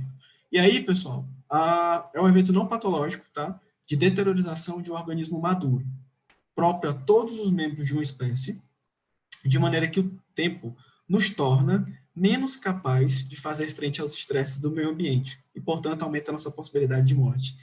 Olha que conceito massa. Eu adoro esse conceito. Sempre quando eu falo ele, eu acho muito massa. De maneira que o tempo nos torna menos capaz de fazer frente aos estresses do meio ambiente e, portanto, aumenta a nossa possibilidade de morte. Envelhecer nada mais é do que estar menos preparado para enfrentar estresses. E nós vamos ver isso já já. Nosso fígado diminui o metabolismo, nossos rins não trabalham mais do mesmo jeito, a gente tem uma vascularização totalmente diferente. Então, isso é muito legal da gente entender, tá? Show? E aí, pessoal, junto com essa polimedicação, ou junto com o envelhecimento, nós temos doenças crônicas.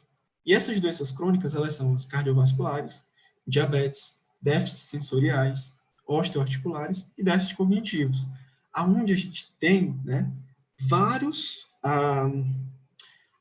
pacientes sofrendo com a polifarmácia, ou seja, recebendo prescrições de medicamentos de vários especialistas diferentes, sem nenhum profissional capacitado para realmente fazer uma revisão da farmacoterapia. Então, um dos serviços que eu ofereço na nossa consulta farmacêutica é a revisão da farmacoterapia, no qual nós pegamos todos esses medicamentos e vemos se eles estão realmente corretos ou não. Quer um exemplo?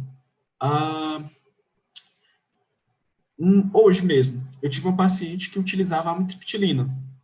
Ela tem 82 anos e a amitriptilina está lá no critério de Beza. Eu vou já falar para vocês o que é.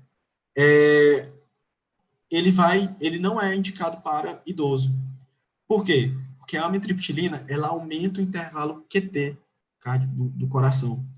Então, ela não é um bom medicamento para ser utilizado em idosos, tá? Ainda mais na dose alta. Se vocês lembrarem, gente, isso é legal, porque a gente vai cada vez estudando mais sobre geriatria, a gente vai pegando isso. Então, a dose máxima diária que nós utilizamos em geriatria é mais ou menos 50 miligramas. E essa paciente, ela estava utilizando um comprimido de 50 miligramas a cada 8 horas. Olha só. Tá? Então, assim, olha como nós podemos contribuir para esse paciente. Não precisa ser fora do normal, não. Onde é que eu achei essa informação? Na bula. Na bula do medicamento. Está lá dizendo que em pacientes idosos a dose tem que ser diminuída e tem que ser no máximo 50 miligramas por dia. Então, a gente vai lá, faz um encaminhamento para o psiquiatra, tá? E ele vai resolver esse problema. Outra paciente que eu peguei, o que aconteceu com ela? Ela nunca tinha feito, ela já tinha 70 e poucos anos, e Estava tomando medicamento, estava tomando simvastatina, risperidona, e nunca tinha feito nenhum exame. Ela disse que não lembrava a última vez que ela tinha feito exames. E eu não sei se os senhores sabem, pessoal, mas nós podemos solicitar exames laboratoriais em idosos. Como assim, professor? Nós podemos? Podemos. Nós podemos fazer a solicitação de exames laboratoriais para a avaliação de estado geral de saúde do paciente. Olha que massa. Então, a gente solicita hemograma, perfil lipídico, a hemoglobina em jejum, hemoglobina glicada, glicemia em jejum, vitamina B, que é muito importante, a vitamina B12 em idosos, homocisteína, que é muito importante em idosos. E aí, se a gente percebe alguma alteração, vitamina, está menos de 400 microgramas, perfeito, eu posso suplementar, é MIP. Agora, por exemplo, aconteceu comigo de uma paciente tá com a hemoglobina glicada alterada, com a hemoglobina em jejum, com a glicemia em jejum também alterada, ou seja, aquela paciente ela tinha diabetes. Eu sei o que é que ela precisa. No entanto, nós não estamos aptos a diagnosticar. Então, o que foi que eu fiz? Peguei o encaminhamentozinho e fiz para o clínico geral. Ó, a paciente apresentou esses sinais e sintomas, e neste dia apresentou um resultado do laboratório dessa forma. Show! Então, ele foi lá, passou para ela o que a gente já sabia. Metformina de 500 miligramas uma vez ao dia. Certo? Professor, mas que chato. A gente não pode nem fazer o diagnóstico da diabetes, mesmo sabendo que é. Isso é uma forma de pensar. No entanto, você pode pensar pelo outro lado. Você acabou de aumentar a sobrevida desse paciente, porque você fez o que nós chamamos de pesquisa em saúde, né? Nós simplesmente encontramos que aquela idosa, ela tinha diabetes. Então, olha a sobrevida que nós demos para aquela paciente. Porque ela tem diabetes, tem dislipidemia, e não estava tratando nenhuma das duas. E aí? O médico foi lá e prescreveu os dois. Imagina só o problema cardiovascular que essa paciente pode vir a ter, já que ela tinha problemas de diabetes e dislipidemia. Outra coisa que a gente faz lá, medida da circunferência abdominal. A circunferência abdominal dela estava muito maior do que o limite, ou seja, entre a síndrome metabólica dessa paciente, sabe? Então, assim, tudo isso a gente pode fazer. Desde 2013 que a gente pode fazer, com a resolução 585 e com a resolução 586 do Conselho Federal de Farmácia. Agora não faz por quê? Não sei. Não sei responder essa pergunta para vocês. Talvez faltasse o primeiro, para pegar as pancadas na cara, né? Então, pelo menos agora, nós estamos fazendo isso. E eu quero que cada vez mais e mais e mais alunos, mais colegas estejam fazendo isso. Porque o nosso serviço ele é muito importante, ele precisa ser reconhecido, tá? Muito, tá? A gente salva vidas, muitas, muitas vidas. Show? E aí, pessoal, eu nem preciso perguntar para vocês, porque, enfim, fica muito claro, os medicamentos mais consumidos pelos idosos são antihipertensivos, analgésicos, anti-inflamatórios e sedativos. Inclusive, alguém até falou aqui sobre benzodiazepínicos. Alguém até falou sobre isso. Benzodiazepínicos, né, que eles utilizam muito, bastante, tá? Então, a gente tem esse problema de uso dos idosos por benzodiazepínicos, que é outro tipo de medicamentos que são muito utilizados, tá bom? E o interessante é o seguinte, se você pegar, existe uma pesquisa de 2018 que ela mostra que idosos da faixa de 65 a 69 anos consomem, em média, 13,6 medicamentos prescritos por ano, tá? Então, seria como se ele tomasse 13 tipos de medicamentos por ano. Enquanto aqueles de 80 a 84 podem chegar a 18 medicamentos por ano, tá? Ou seja, são 18 medicamentos prescritos para esse paciente, entre medicamentos de uso crônico e não, tá? Show? Vamos falar um pouquinho sobre a farmacocinética no idoso, tá? Para vocês não durmam, já é 8h40, a gente não vai demorar, tá? 10 minutinhos. 20 minutinhos a gente finaliza. Olha só. Uma das coisas que mais acontece nos idosos, pessoal, e isso vai ser extremamente importante para que vocês consigam entender a importância do farmacêutico clínico geriátrico. Professor, existe esse conceito, esse nome, farmacêutico clínico geriátrico? Se não existir, nós vamos fazer existir, tá? Porque nós vamos chegar lá. Certo. O que acontece? O idoso, né, fisiologicamente, ele diminui a filtração glomerular. Olha aqui, ó. Então, fisiologicamente, a gente tem entre 30 e 40 anos, mais ou menos, 100%, tá, da filtração glomerular. Aí, meu jovem, nós vamos chegando mais velhos, vamos envelhecendo, chega com 70 anos, a gente só tem ali mais ou menos 75% da nossa filtração glomerular. Quando a gente passa de 80 anos, a gente já tem quase 50% da filtração glomerular. Então, peraí, entenda. Acima de 70 anos, esse paciente tem menos de 50% da filtração glomerular que ele tinha antes. E essa filtração glomerular é importante para quê? Excreção de fármacos. Show? Não só de fármacos, mas enfim, nesse sentido, excreção de fármacos. Então, eu vou ter uma excreção de fármacos diminuída. Então, se eu utilizo o mesmo medicamento, a mesma dose que eu passo para adulto, eu uso para idoso, acabado. É problema. Outra coisa, pessoal, olha, índice cardíaco. Então, a gente vai ter também o próprio coração do paciente, ele vai diminuir também tanto a sua frequência, aliás, tanto a sua força, tá? A sua capacidade de empurrar, digamos assim, sangue, bombear sangue, e isso influencia diretamente na perfusão sanguínea para vários outros órgãos. E com isso, nós vamos ter uma diminuição da perfusão sanguínea. Aí você, farmacêutico ou estudante de farmácia, já vai lembrar, professor, perfusão sanguínea é distribuição. Então, eu vou ter uma menor distribuição nos meus fármacos. Show. Outra coisa, capacidade respiratória máxima também desse paciente vai diminuir. O que isso influencia? Bastante. Primeiro, na frequência respiratória que nós vamos ter, tá? E nós vamos ter mais problemas de saúde relacionados aos pulmões. Isso considerando, pessoal, que ele não fumou, tá? Porque se esse paciente fumou, ele vai ter um comprometimento ainda maior. Então, tudo isso, pessoal, diz respeito a uma diminuição fisiológica, tá?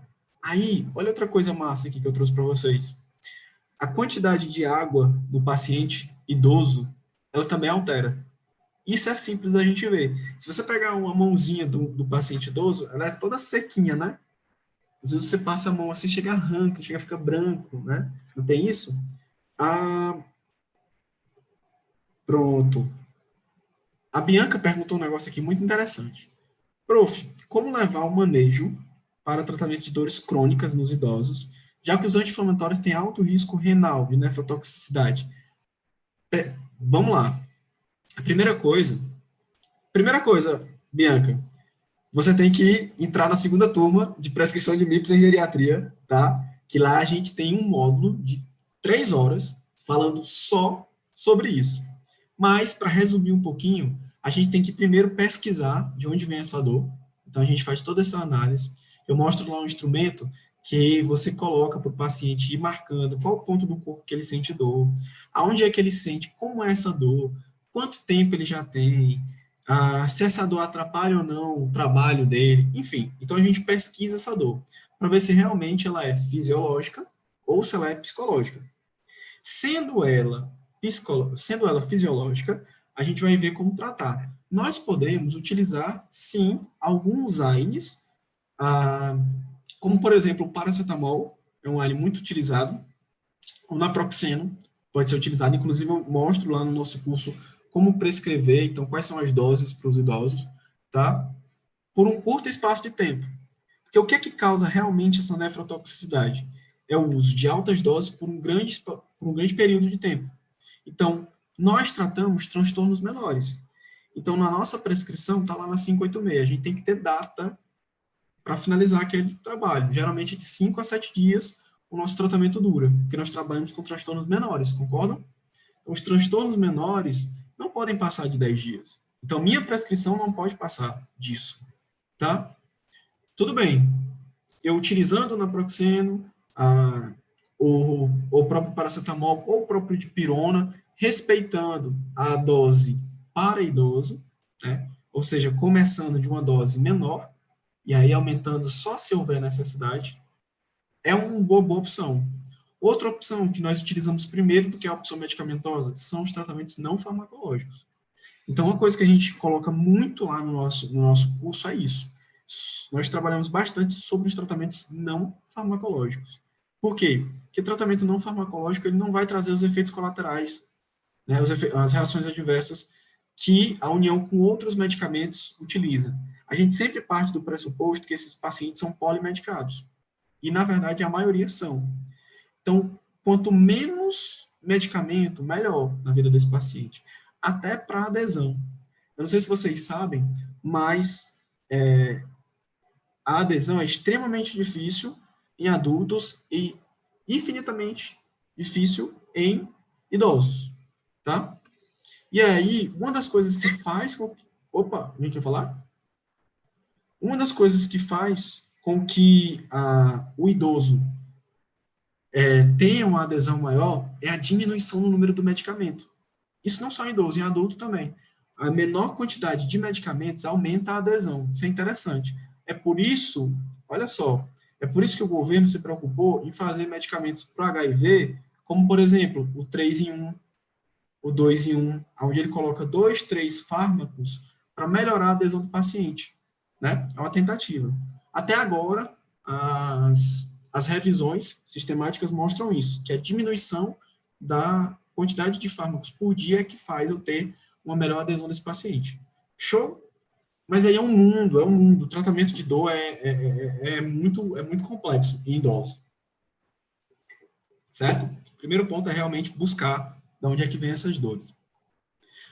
Beleza, pessoal? E aí, nós temos também uma diminuição da água. Então, a diminuição da água nesse paciente, o que vai acontecer? Essa porcentagem de água ela influencia diretamente na distribuição, pessoal.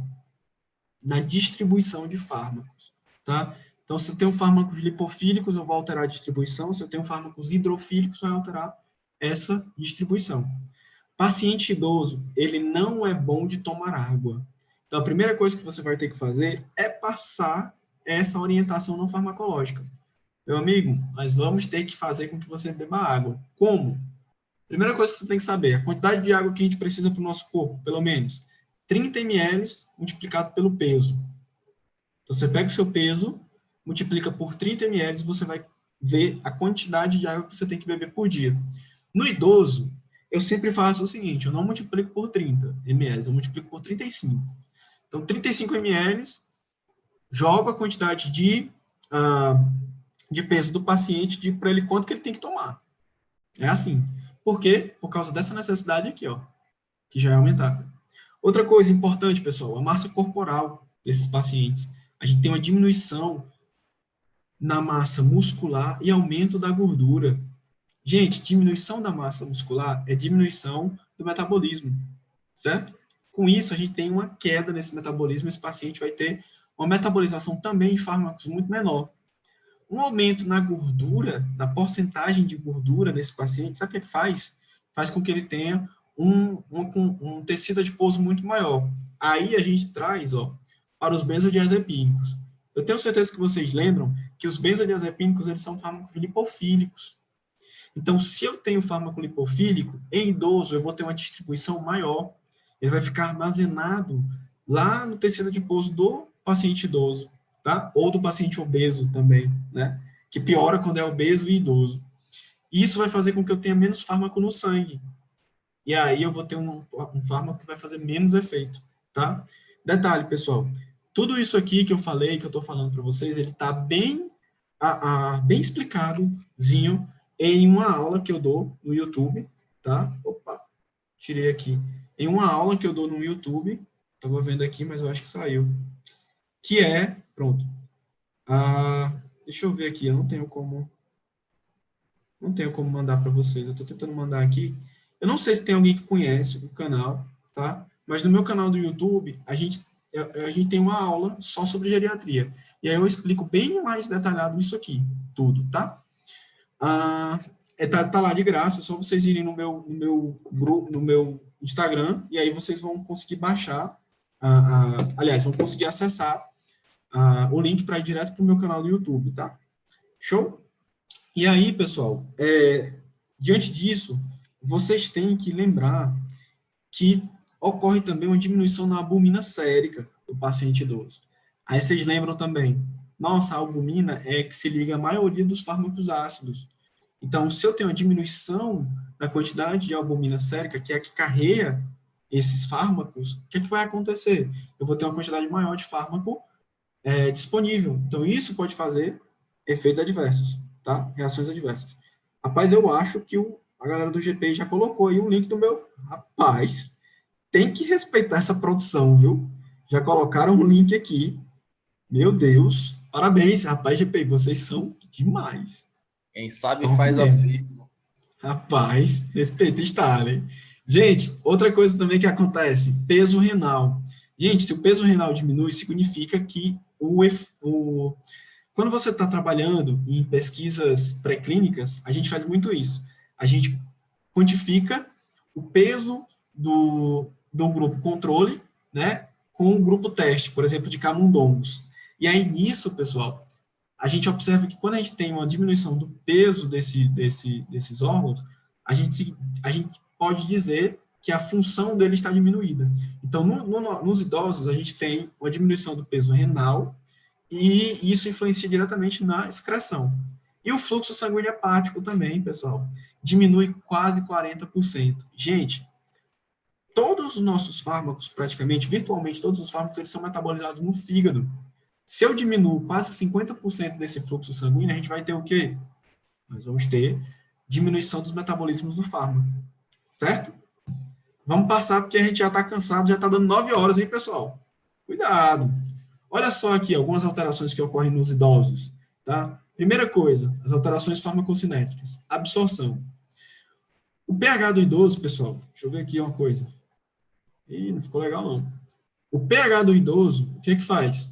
Ele aumenta. O que é que significa isso? Eu tenho uma diminuição da produção de ácido clorídrico nos idosos.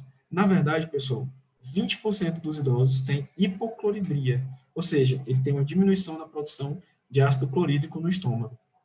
E 10% tem acloridria, ou seja, não produzem ácido no estômago. E isso causa um aumento do pH. E aí, pessoal, vocês vão lembrar lá na farmacocinética.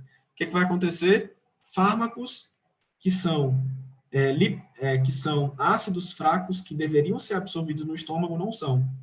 Outra coisa, pessoal, se você lembrar, isso eu aprendi com o pessoal da nutrição, para que nós tenhamos a degradação, né, das proteínas também no estômago, a gente precisa de um ambiente ácido. Então, esse paciente que está com pH mais elevado, sabe o que vai acontecer com ele? Ele não vai conseguir degradar bem as carnes que eles comem, por exemplo. Isso vai causar uma sensação de empanchamento nele. Ele vai ficar cheio, vai se sentir mal, tá? E vai causar, por exemplo, inflamação gástrica, inflamação intestinal. Olha que massa. Então, essas junções de informações são importantes, tá? Também nós vamos ter um aumento do esvaziamento gástrico, o que faz com que nós tenhamos mais tempo desses fármacos no estômago e no intestino, o que pode levar à intoxicação também. Outra coisa, pessoal, na distribuição, o volume de distribuição vai aumentar para fármacos lipofílicos, foi o que eu acabei de dizer para vocês. A gente vai ter uma quantidade maior de tecido adiposo, tá? E a albumina sérica vai diminuir. Olha que interessante. Então, com isso, nós vamos ter uma maior quantidade de fármaco disponível. Olha o metabolismo, pessoal. Vamos falar um pouquinho mais acelerado para a gente não pegar muito tempo. Olha o metabolismo. A gente tem um aumento da toxicidade dos fármacos. Sabe por quê? Porque o metabolismo desse fármaco ele vai ser diminuído. Olha aqui, a gente tem uma diminuição na atividade enzimática das CYPs. Por quê? O fígado, ele começa a funcionar de forma mais devagar, ele diminui essa capacidade de metabolizar. E aí, pessoal, diminuindo essa capacidade de metabolizar, é lógico que eu vou aumentar o tempo de minha vida desse fármaco. Porque eu preciso que ele seja metabolizado para que ele possa ser eliminado, tá? E falando em eliminação, nós vamos ter uma diminuição da função renal e hepática, e isso vai aumentar o tempo de eliminação, ou seja, aquele fármaco vai passar mais tempo no meu sangue, no sangue do idoso, no caso, né? Então, assim, por aqui, dá para vocês entenderem que se o idoso não tivesse nenhuma comorbidade, se ele tivesse fisiologicamente normal, qualquer fármaco que ele tomasse, ele ia sofrer problemas. Por quê? Porque nenhum fármaco é testado para idoso. Já pararam para pensar isso? Todo fármaco ele é testado para adulto e, no máximo, para crianças. Quando é? Então, meu amigo, não tem nada a ver com isso aqui. A gente não tem nem noção de o que um dipirona pode fazer num corpo como esse bem daqui. No que a nimesulida pode fazer no corpo do paciente como esse bem daqui. E aí, o que é que a gente vê? Prescrições e mais prescrições desses medicamentos como se fossem nada, né? Então, percebem o tanto que nós podemos ajudar esse paciente, certo? Show? E aí, quando a gente fala sobre polimedicação, a gente tem que ver tudo que a gente precisa perguntar para esse paciente sobre a revisão dos medicamentos dele. Então, aqui, pessoal, eu trouxe para vocês, para que vocês se liguem, tá? No que nós precisamos fazer durante a consulta farmacêutica. Então, na consulta farmacêutica, eu vou observar todos os medicamentos que aquele paciente está fazendo e vou fazer uma revisão.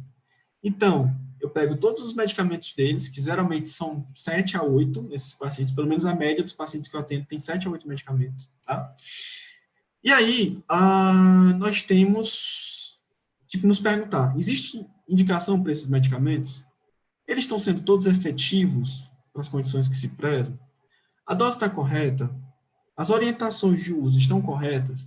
Então, todos esses são perguntas que nós precisamos nos fazer dentro da questão geriátrica. A duração da terapia é aceitável ou não? Às vezes o médico passa um tempo muito grande, por exemplo, de uso de AINES ou de uso de, por exemplo, medicamentos corticoides, tá? Em idosos, que já sei que é um problema. A gente sabe que um dos efeitos adversos do corticoide é problemas articulares, é problemas nos ossos, tá? Então, assim, tudo isso são problemas que a gente consegue enxergar e consegue ajudar na sobrevida desse paciente. Isso é muito importante, tá? Outra coisa que nós conseguimos ver também são as interações medicamento-medicamento. Eu utilizo muito o drugs.com, porque o drugs.com, ele já diz logo tudo que pode causar, já te ajuda também se tem uma interação com o alimento. Então, assim, eu sugiro a vocês utilizarem o drugs.com, tá? Para que você possa trabalhar com esses pacientes, certo? Detalhe muito importante quando você estiver fazendo a análise desses medicamentos, ok? E aí, ó, só para vocês terem uma noção do quanto que nosso trabalho é importante. Os estudos demonstraram que 92%, 9 em cada 10, né? Não é nem aquela propaganda, não. 9 em cada 10 dentistas, né? Não. 9 em cada 10 idosos polimedicados estavam tomando pelo menos um medicamento ou mais que são categorizados como inapropriados, baseados nos critérios. Estudos encontraram que 20% dos pacientes idosos de instituições de home care usavam pelo menos um medicamento inapropriado como definido pelos critérios explícitos. Que critérios são esses? Os critérios de Beers. Já ouviram falar? Critérios de Beers, né? Nós temos vários critérios que os pacientes, aliás, os estudiosos, colocaram vários medicamentos que são potencialmente inadequados para os idosos, tá? Então, eu quero que vocês depois deem uma pesquisada nos critérios de Beers, tá? Esses critérios de Beers são muito importantes, porque ele diz que tipo de medicamento pode ou não pode ser utilizado pelo idoso. E aí eu chamo a atenção para vocês aqui, ó, de um que quase nunca é utilizado para idoso, ó, que é o diazepam, tá? Que é um quase nunca entre aspas, né? Que ele é um benzodiazepínico de longa duração, tá? E o que ele pode fazer? Ele pode aumentar a frequência, tá? De quedas nos idosos e fraturas. Lembra da amitriptilina que eu falei para vocês da minha paciente? Ela, ó, tem ação anticolinética forte, tá? Propriedades sedativas, e ela raramente é um antidepressivo de escolha para pacientes idosos. Isso está aqui escrito, mas na prática clínica não é assim. A gente vê muitas prescrições de amitriptilina para os idosos, tá? Principalmente quando se fala em ansiedade, tá? E aí, é muito importante, porque assim, eu não sei se vocês vão lembrar, mas um fármaco que tem uma ação anticolinérgica, o que ele faz nesse idoso? ele vai causar diminuição das secreções desse idoso. E um problema que ele pode trazer é a própria diminuição da motilidade gástrica. Então, esses pacientes vão apresentar muitos problemas, por exemplo, de defecação, até a própria secreção gástrica é diminuída, tá? Então, essa lista traz todos os medicamentos potencialmente perigosos, ok? E aí, no finalzinho da consulta, a gente mostra como você pode finalizar. Então, aqui, por exemplo, quando você vai finalizar a consulta farmacêutica geriátrica, tá? Eu peguei vários pontos do curso para trazer para vocês, para que vocês possam realmente se apaixonar por essa área. A gente pode fazer uma prescrição farmacêutica, uma prescrição farmacológica, uma prescrição não farmacológica e encaminhamento. No caso dessa minha paciente aqui, ó, ela tinha problema de HDL, ela veio o ômega 3, tá? Ela estava com um problema de tosse. Eu identifiquei, fiz todos os exames físicos dela e percebi que ela precisava de um expectorante. E lá foi o SPEC, tá? Tudo colocadinho, ó, a data, tá? No caso do ômega 3, ele não é para tratamento de nenhum transtorno menor, por isso que ele está com 30 dias. No caso do SPEC, ele é um MIP, e aí eu coloquei até 5 dias. Então, o detalhe é esse que nós temos que colocar na nossa prescrição. E um tratamento não farmacológico. Beber 2 litros de água por dia, fazer atividade física por pelo menos 20 minutos, de segunda a sexta, enfim. Tudo isso faz parte da nossa prescrição, tá? E aí, ó, inclusive, eu tenho aqui esse modelo, tá? Que é o modelo da prescrição farmacêutica, como que a gente faz. Geralmente, as meninas têm a terapia farmacológica, a não farmacológica e outras intervenções, como, por exemplo, ou um encaminhamento, ou, por exemplo, uma orientação. Show? Aqui é uma também do encaminhamento, tá? No caso, quem está no nosso curso, eles recebem isso aqui em Word, só para alterar a logomarca, colocar o nome do estabelecimento e já está preparado para fazer as suas consultas, tá certo? Olha aí, gente, até que eu não demorei tanto, tá? Então, eu queria agradecer a todos vocês, tá? Espero que tenha sido uma palestra, como o professor Patrick falou, né? Que chame a atenção de vocês para essa área, que busque, né? Para que vocês façam mais ainda, né? E que sejam diferentes. Então, assim, eu gosto muito dessa frase, né? Você pode ser o farmacêutico que quiser, então escolha ser o melhor, beleza? Eu agradeço muito vocês. Se tiverem alguma pergunta, a gente está à disposição. Obrigado, Starley. Show de bola, grande Mário. Nós que agradecemos, né? Valéria está por aí. Olá. Prontinho. Estou aqui. Muito obrigada, tá, Mário? Dá para ouvir? Claro. Estou sem retorno, tá péssimo. Muito obrigada. Não é uma aula, é um show. E tenho certeza que todo mundo saiu daqui bem encantado com geriatria, para quem não conhecia, né? A gente tem um público multidisciplinar, mas saiu apaixonado. E é isso aí, gente, é aplicar todo o conhecimento agora na nossa vida, né? Que para frente, aperfeiçoar isso. Com certeza foi uma inspiração. Gosto muito da área de pediatria, mas confesso que agora fiquei com a quedinha por geriatria também. Muito bom. Já tem que pensar, viu, Starley, em alguma pós aí em geriatria pra gente. Eu lembro a professora Paula Iglesias, lá de Portugal, fala muito que tem muitos farmacêuticos lá que já atuam muito forte em áreas específicas, né? Assim como no Chile também. A gente trouxe para o congresso há uns 2 anos atrás uma palestra de farmácia clínica na geriatria e outra na pediatria. E os 2 farmacêuticos atuavam diretamente, especificamente dentro dessa área, né? Então, a gente vê a farmácia crescendo muito e indo cada vez mais para essas especialidades, né? Com os farmacêuticos fazendo os atendimentos clínicos especializados, né? Exato. Então, não, engraçado. Eu ofereci... no meu serviço, ele é específico para geriatria. Então, é engraçado que a galera veio perguntar assim, mas, Mário, eu tô com... Porque, assim, eu fiz uma pós de prescrição de fitoterápico para emagrecimento e atividades físicas. Mas, cara, não adianta. Não é mais o que eu quero trabalhar. Então, assim, é só pediatria. Então, é pacientes que têm 60 anos ou mais e que são polimedicados. Aí quem olha assim diz assim, nossa, mas esse cara tá jogando dinheiro fora, porque ele poderia estar atendendo várias pessoas e tudo. Não tem espaço para atender outros. São muitos, muitos pacientes que precisam da gente. E o mais legal, aqui para quem está aqui, né, é entender, Starley, que o pessoal que é idoso, eles falam muito um para o outro. Então, se ele foi lá, gostou do teu atendimento, tu resolveu o problema dele, ele conta para todo mundo que está lá na missa, para todo mundo que está lá no culto, para todo mundo que está assim. E aí, cara, agora, por exemplo, hoje mesmo eu recebi, até mandei no grupo do nosso grupo do curso, o pessoal lá da clínica multiprofissional mandando mensagem dizendo, olha, a gente tem um paciente procurando por você e tudo, vamos marcar em tal dia. Então, assim, isso é muito legal, cara. Isso é muito importante. Muito massa. Eu tenho outro exemplo, eu tenho um colega aí de infância que é farmacêutico também, né? Rodolfo, se tu chegou a conhecê-lo, ele é professor também, professor na universidade lá em Caxias.